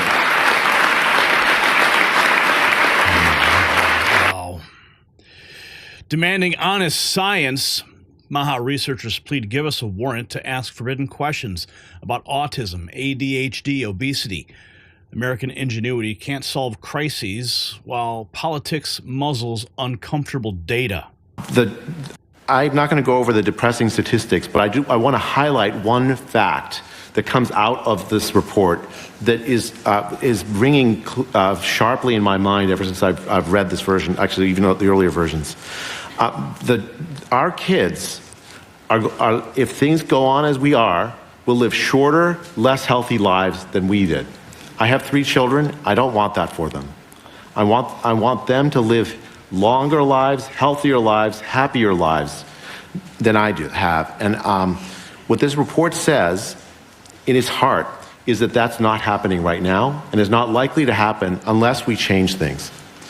The chronic disease crisis plays itself out in high rates of obesity, high rates of prediabetes in children, allergies, ADHD, autism, high rates of childhood cancer. What we have is a true crisis, and that's what this report says. The report also says that many things are likely to be responsible. It could be the food that our kids eat. It could be the chemicals that they're exposed to. I just take one item, autism, and I don't know. As a scientist, I don't know why autism rates are so high now and they were lower before. 1 in 31 kids. The key root problem to me then is we must do excellent science, honest, excellent science. We have to give scientists the warrant to ask the questions about what has caused the rise in all these problems, leading to the expectation that our kids' lives will be worse than ours. And I think this MAHA report is an enormous step forward, because what it does is it tells the entire country, scientists, parents, farmers, everybody, that, look, let's work together to solve this problem, because we want our kids to live better lives than we have. And I've heard also people say, well, look, it's going to be bad for the economy to do this. Well, it's not bad for the economy. If we have excellent science that says, let's do things a little differently. The American economy is amazing and ingenious. Our American farmers are ingenious, and they will find ways to meet the need. Nobody wants this, that our kids to live worse lives. And this MAHA report is an enormous step forward. I'm tremendously proud to be part of this. Yeah. I'm not going to go. It's long overdue. Whack-a-mole medicine. Johns Hopkins surgeon torches 50 years of reactionary care. Sickest, most medicated populace ever, and calls for food as medicine, sleep fixes, prevention over endless pills and procedures for our kids. In the middle of the world. Thank you, Mr. Secretary, and all the cabinet members and principals involved in this amazing MAHA report. For over 20 years at Johns Hopkins, I've been in the middle of the world of sophisticated operations, CAR T therapy, genetic manipulation, immunotherapy, proton beam therapy, And those are amazing. In terms of biochemistry and science, the last 50 years of modern healthcare has been an incredible success. But when it comes to the health of the population, American healthcare has been a 50-year failure. We have the most obese, the most insulin resistant, the most depressed, the most disabled, the most medicated population in the history of the world. And we have not been talking about it at our conferences. We don't talk about the root causes when we talk about CAR T therapy. We need both. We have been so busy billing and coding and being measured by our throughput that we have not stopped to put our head up and look around and say, what's going on? 1 in 4 teen girls now are on antidepressant treatment. 1 in 4 teen boys are on ADHD medications. What are we doing? We are watching our population and our children drugged at scale. And we have had an entirely reactionary system until now. I hope this marks an amazing milestone where we move from a purely reactionary system to a proactive system. We've been playing whack-a-mole with chronic diseases.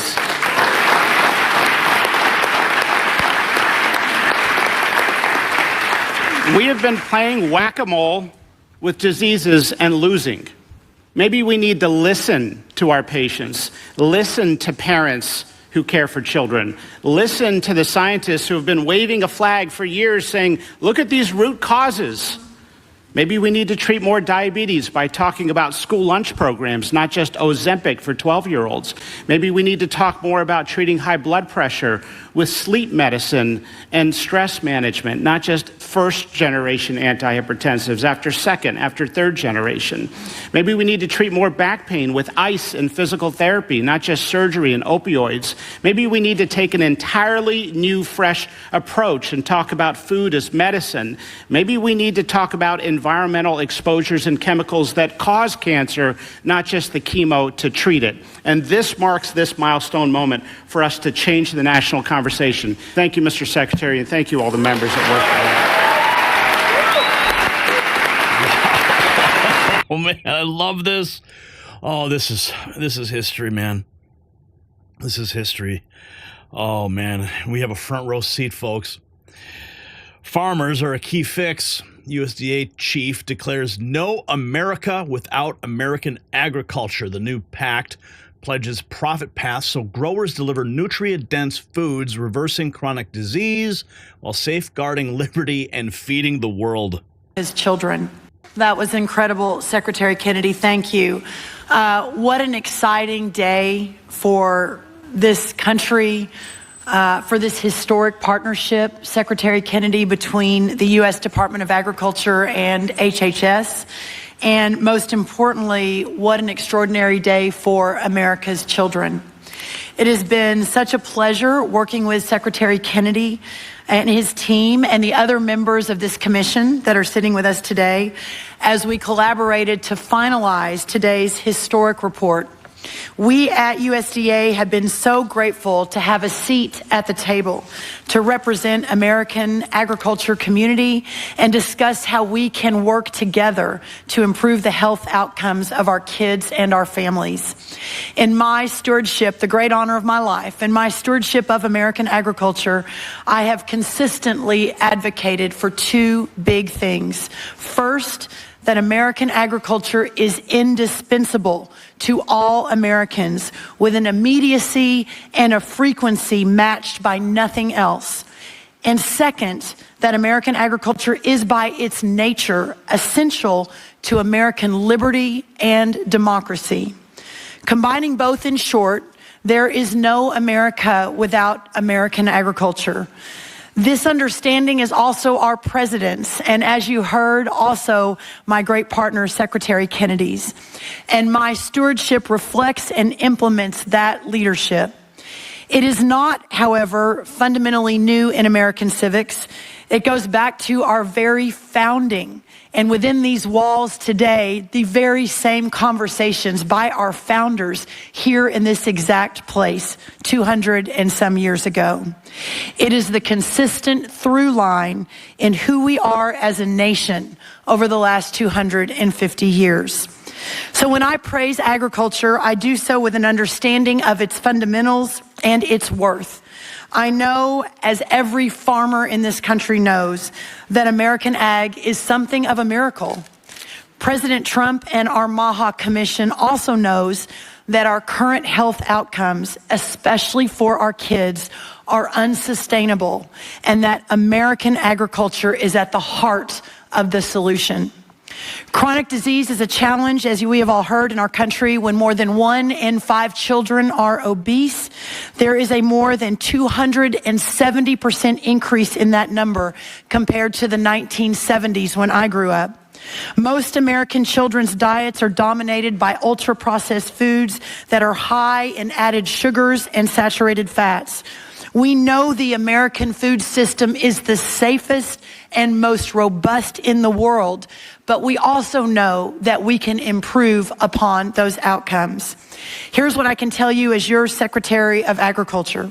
First, having had the pleasure of working alongside as trusted partners the MAHA leadership for many months now, first among them my friend Secretary Bobby Kennedy, I can tell you firsthand that we are all just as dedicated to what's best for America, and we all want what's good for America. So it is on that basis that this work today unfolds. We are seeking that good together.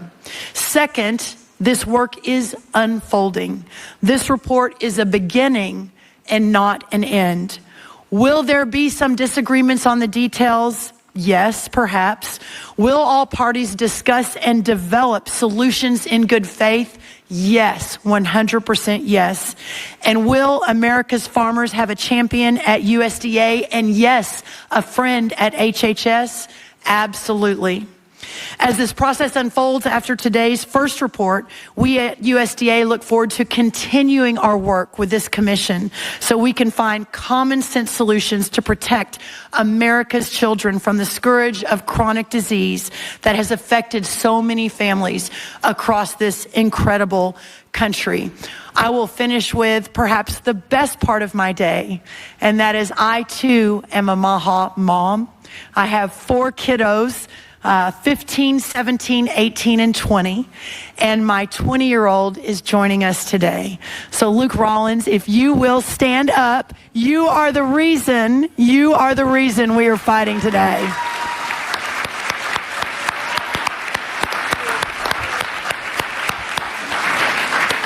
That was incredible, Secretary. Food supply stress. MAHA leaders cite Texas wheat farmers losing money 7 out of 10 seasons, vowing bold moves to keep family farms alive. Sick farms breed sicker kids. Economic health equals public health always. Here's RFK Jr. The American farm. We've gone across farm country together to listen to the farmers in our country and to understand what their issues are. We recognize that we cannot succeed in this movement without the partnership of the American farmer. And we understand the extreme financial pressure that they are under today. Secretary Rollins and I visited farmers in Texas a few weeks ago, corn and winter wheat farmers, and they, matter of fact, told us, and I've heard this from farmers all over the country, 7 out of 10 years they are losing money. That's right. That is unsustainable.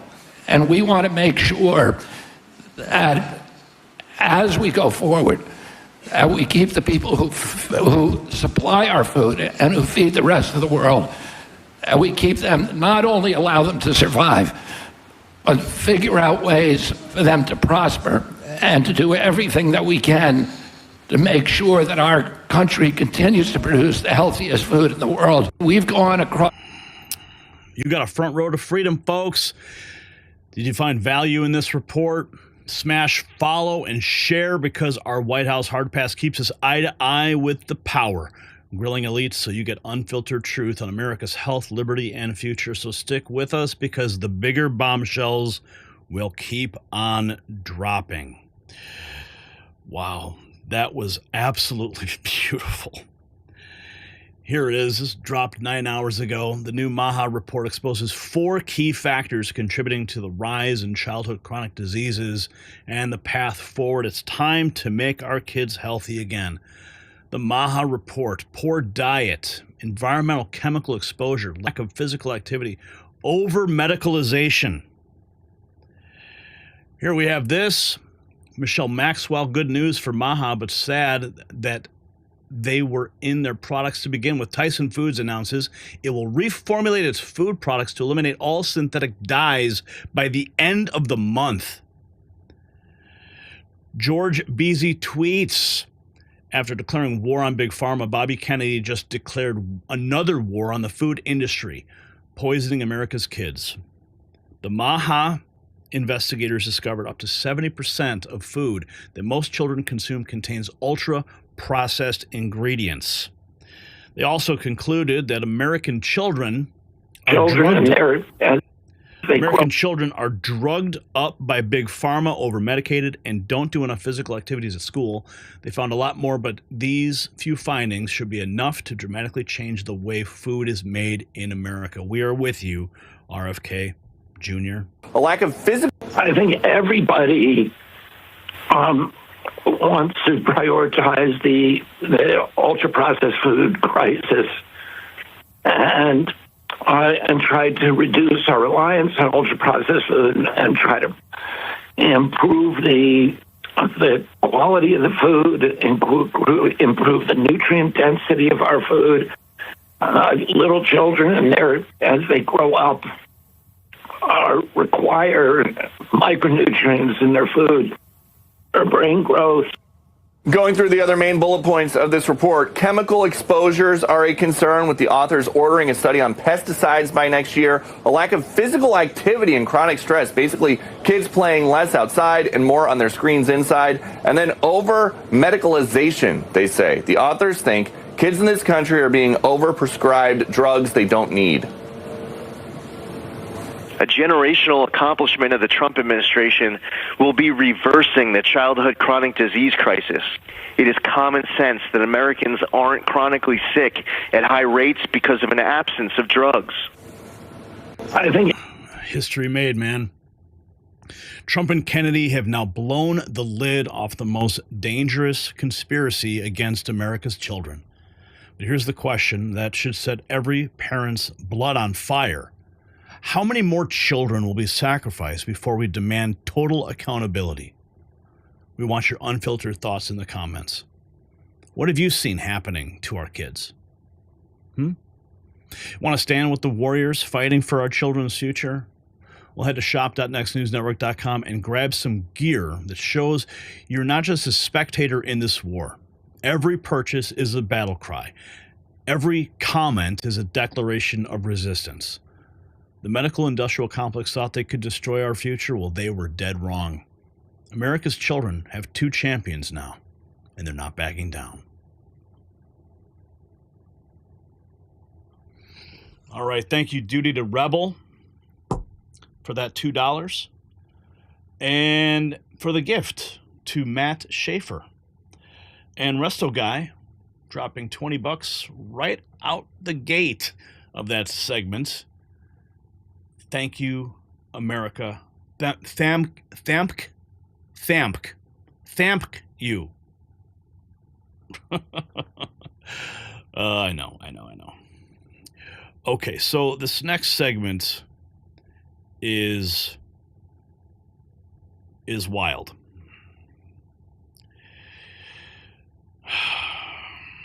Because, I was talking with Todd, and I really wanted to cover what happened last night. But we had to pull back the lens to understand the big picture here. So what we're about to do is dive into the events of last night, as well as what happened this morning at the CIA headquarters, and analyze the language that has been used by the left, I believe it is directly tied to the madness that we're seeing in this country today. The violence. I mean, look what they were doing to Elon Musk's Teslas. I mean, celebrating that. Anyway, let's get into this topic. It's pretty sensitive, but it's a conversation that we need to have.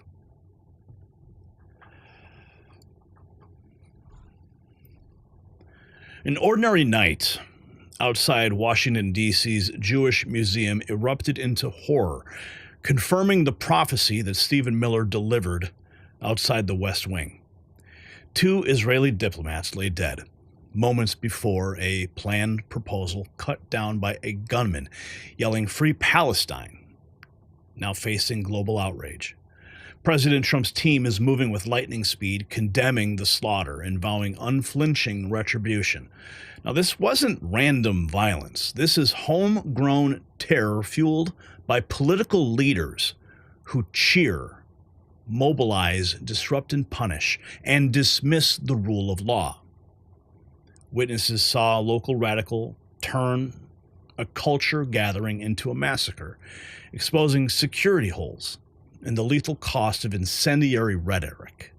How far has the contagion of hatred spread? Brace yourself for the uncensored truth. Now, are you feeling drained or foggy or not firing on all cylinders? Well, it may not be age, it could be sabotage on your dinner plate. One so-called health food can wreck testosterone, leave men sluggish, vulnerable, and spike stress hormones sky high. The experts behind Test Boost Max witnessed thousands recover once they ditched that food and added Test Boost Max. Muscle returned, fat vanished, energy roared back. No synthetic injections here, just 8 powerhouse natural ingredients that reclaim what bad habits stole. Want the food exposed and fix in your hands? Visit sculptnation.com/NNN right now and watch the free eye-opening video completely free. Now, we have to have this conversation. What happened last night, obviously, should never happen. But why did it happen? We're going to break it down. A peaceful cultural night near D.C.'s Jewish Museum shattered as gunfire killed 2 Israeli diplomats, exposing deadly security gaps and a climate of unchecked hate. We're going to break it all down. The diplomatic couple gunned down, victims Ariel Ben-Ziv, 29, embassy security analyst and fiancé-to-be Leigh Moyle, 27, cultural attaché. Struck in the chest, he shielded her, hit twice. Survivors heard the gunman yell, "Free Palestine," before firing. Investigators say the slogan surged across daily U.S. protests this spring. And guys, the couple... And straight to a Fox News alert, an investigation underway after 2 Israeli diplomats are killed in a shooting outside of the Capitol Jewish Museum in D.C. So the suspect, who's in custody now, could be heard shouting "Free Palestine" as he was being hauled away. Right, and by the way, didn't try to get away. Lucas Tomlinson is in Washington with the latest. Lucas. Well, good morning, guys. The couple worked at the Israeli embassy in Washington and were shot and killed at the Capitol Jewish Museum, just a few blocks from the U.S. Capitol, by a gunman who, as Lawrence just said, yelled, "Free, free Palestine." Free, free Palestine! Free, free Palestine! Free, free Palestine! How many times have you ever heard that? Right? On all the college campuses across this country. That is the rallying cry. Dreams forever stolen. Israeli diplomat Yaron Lechinsky, 30, carried an engagement ring for colleague Sarah Milgram. Minutes from life-changing proposal. Both fell to bullets. 2 heartbroken families now mourn across oceans, united by grief and outrage. The foreign minister People here in Israel are devastated, Brian. It is a disheartening act that happens in the U.S. nation's capital. I think everybody is just in shock. I got a call early this morning, Jerusalem time, from Pam Bondi, the Attorney General. She was at the scene. She gave me a brief on what was going on. I've spoken with the foreign minister. I've spoken with the ambassador of Israel to the U.S. and to the father of the young man who lives here in Israel. The tragedy is that they were expecting to be engaged, to be married next week here in Israel. They had already bought the ring. They were coming to Israel to seal their engagement.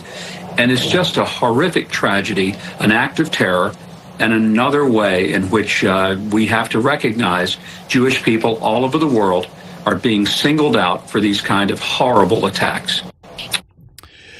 The war words echo. February 5th, Representative LaMonica McIver roared, "Shut down the city, we're at war," at an anti-ICE rally. That clip blasted through the shooter's X feed, investigators say, framing violence as civic duty and stoking lone wolf bravado we saw unfold in D.C. We will not take this. We will fight back. Fight back. Fight back. And as I close out, because I know we've been out here for a long time, yes. And God damn it, shut down the city. Yes. We are at war. Anytime a person can pay $250 million into a campaign and they be given full access to the Department of Treasury of the United States of America, we are at war. We will not. What does that say? We're at war? Really? The confrontation call resurfaces in 2021. Representative Maxine Waters urged Minneapolis crowds to get more confrontational. If Chauvin walked, the shooter echoed that line online. Proof reckless exhortations can reverberate for years and arm unstable minds with deadly certainty. Black men, this is a very difficult time in the history of this country. Despite the fact that we know that people of color have been killed too often, unarmed young men, in particular black men, have been killed. We know that we're now coming to the end of the George Floyd trial, and that I suppose the closing arguments are going to be made on that case coming Monday. And we're really just almost at the beginning of what is happening with our young man, Dante Wright, who was killed, and that we have to persist in calling for justice. We have to let people know that we're not going to be satisfied unless we get justice in these cases. And so I just could not sleep. I could not rest. I could not be satisfied without. You get the point. The protest call amplified. Illinois Governor J.B. Pritzker urged activists in April to mobilize, disrupt, and punish Trump policies. Investigators say that green lights rhetoric and surfaced in the shooter's manifesto, normalizing rage. It spilled bullets onto Constitution Avenue. Top White House aide says Pritzker's call for mass protests could be construed as inciting violence. President Trump's Deputy Chief of Staff, Stephen Miller, cited assassination attempts and criticized the destruction of property as a protest tactic, saying it sits directly adjacent to attacks on humans.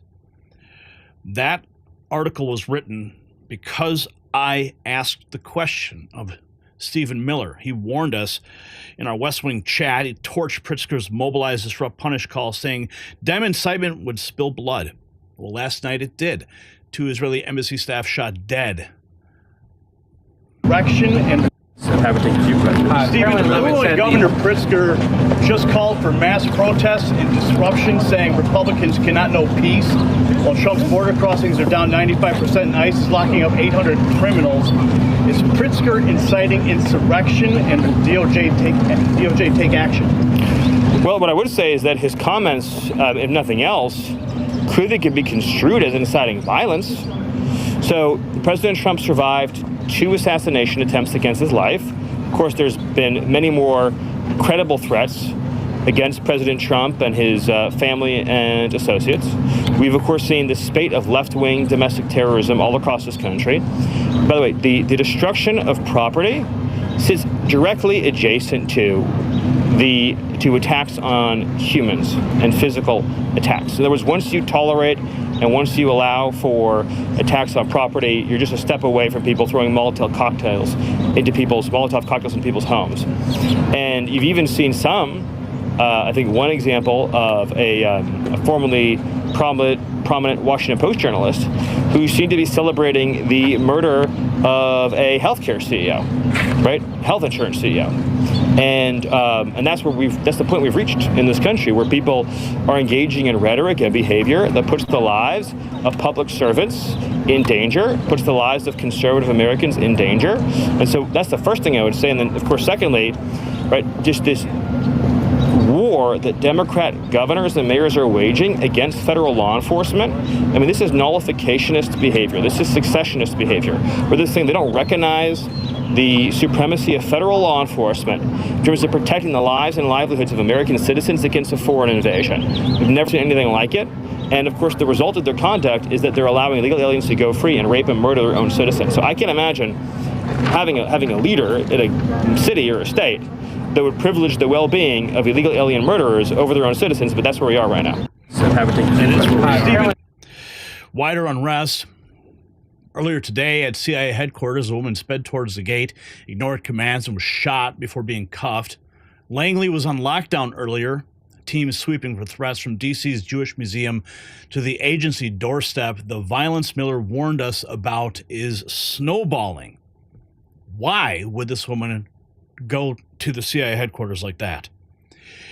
Unity. Leaders respond. President Trump, Netanyahu, Mayor Bowser issued a joint condemnation within hours, pledging unbreakable cooperation and new resources to safeguard Jewish sites, proving decisive leadership can still bridge oceans and party lines. Obviously on anti-Semitism, the victims are your own Leshinsky and Sarah Milgram. The embassy posted this photo of the couple who are supposed to be engaged, and calling them friends and colleagues, and described the shooter as a terrorist.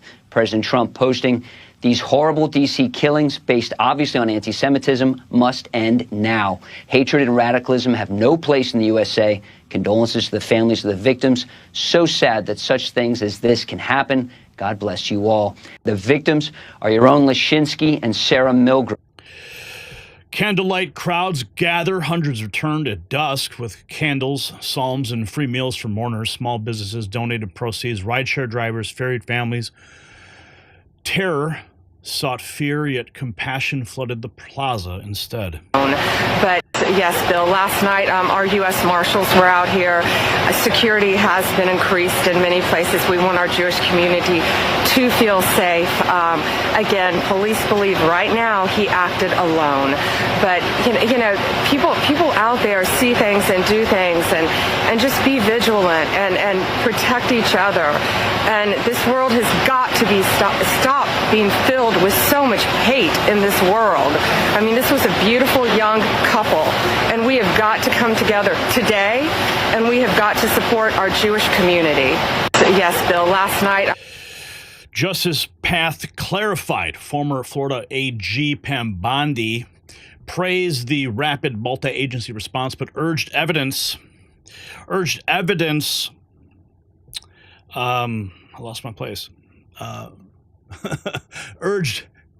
Praised the rapid multi-agency response, but urged evidence-based prosecution to avoid collective blame. Hate crime enhancements are soon on the table once the U.S. Attorney convenes a grand jury. Last night, and this is a pending investigation.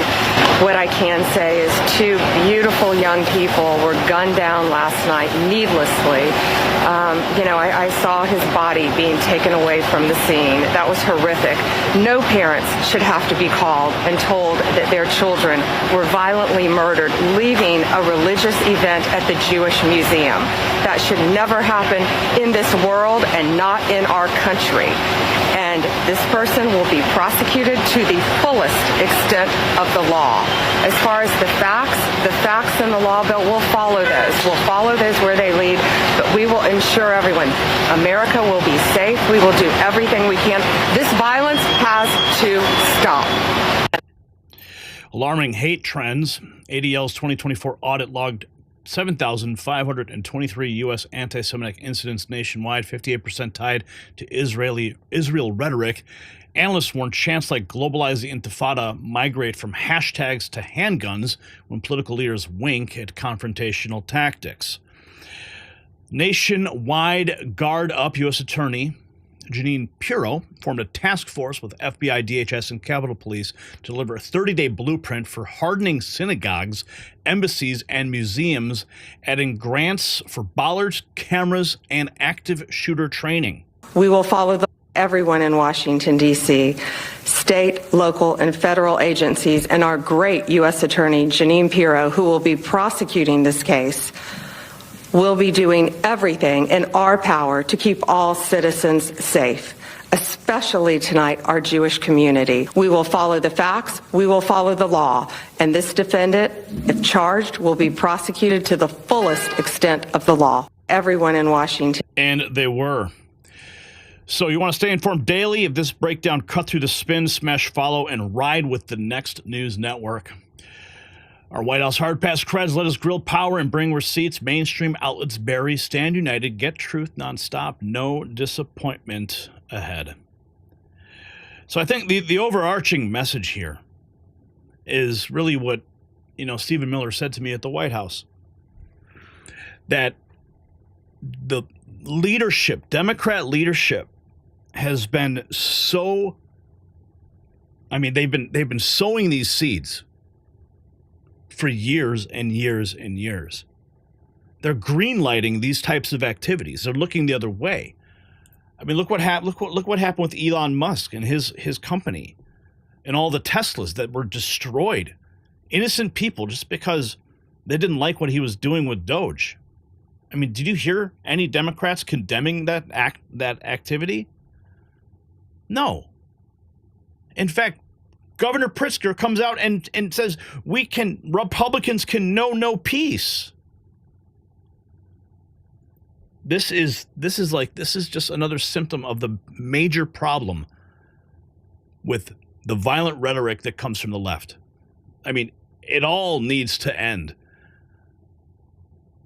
It needs to be toned down. Everyone needs to be able to communicate, and calling for no peace leads to moments like this.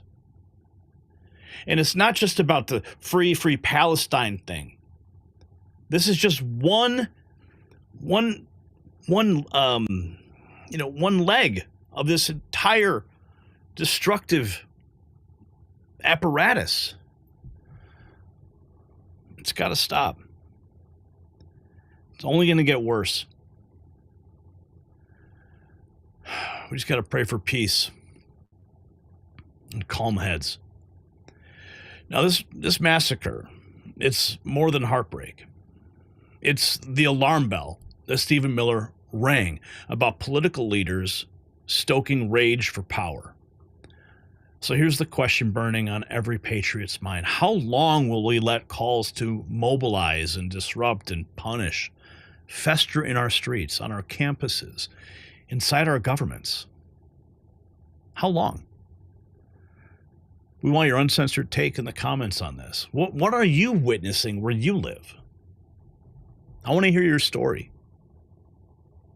It's time to stand tall against lawless hate. Visit shop.nextnewsnetwork.com and gear up to show you are not just watching, you are standing with us. Every purchase becomes a statement. Every comment is a rallying cry. So share the story with your friends. Demand your representatives confront the rhetoric. Defend liberty. The agitators thought fear could fracture us. Well, they miscalculated. America stands together, unbreakable.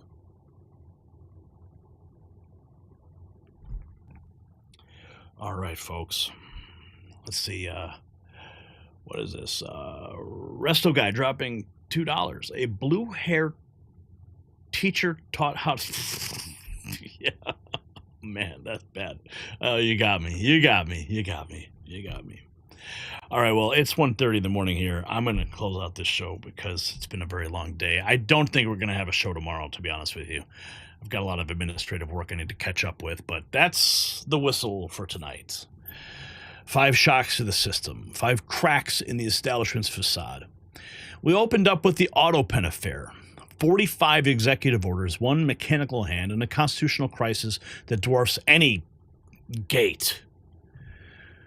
The swamp has tried to hang on our president. Now, the Committee on Oversight plans emergency hearings next week. Whistleblower immunity deals are reportedly being drafted tonight behind closed doors. Then we trekked north to Cambridge, where Harvard's bricks are glowing from the heat of federal subpoenas and a visa freeze that could turn that billion-dollar endowment into a gilded paperweight.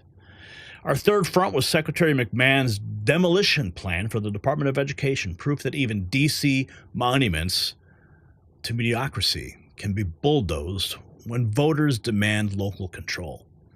The fourth battleground revealed the silent war on America's children, exposed in the East Room Summit. Autism soaring, diabetes exploding, toxic additives lurking in every lunchbox. Yet parents finally have an administration ready to raid the factories instead of blaming the families. And then we close on the tragedy outside the Capitol Jewish Museum, where two diplomats paid with their lives because fashionable slogans morphed into live ammunition.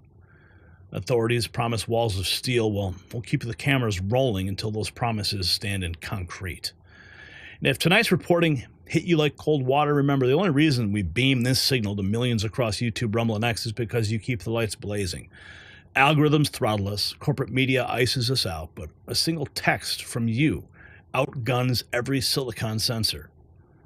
When the stream ends, copy the link and send it to a friend who still thinks cable news is the whole picture.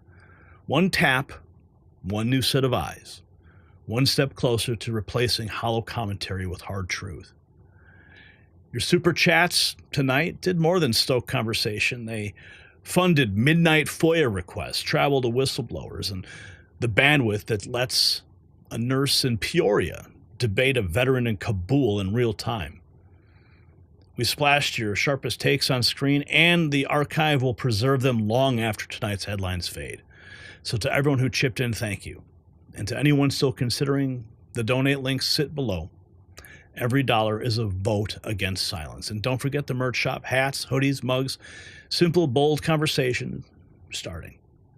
Walk through your city wearing our logo and become a mobile billboard for independent journalism. And if you crave a front row seat, hit join to unlock the private Discord, behind the scenes uploads, and a badge that shouts you've helped build this movement. For now, I'm Gary Franchi. This has been the Raw Feed, so rest easy, stay alert, and we'll see you when we return.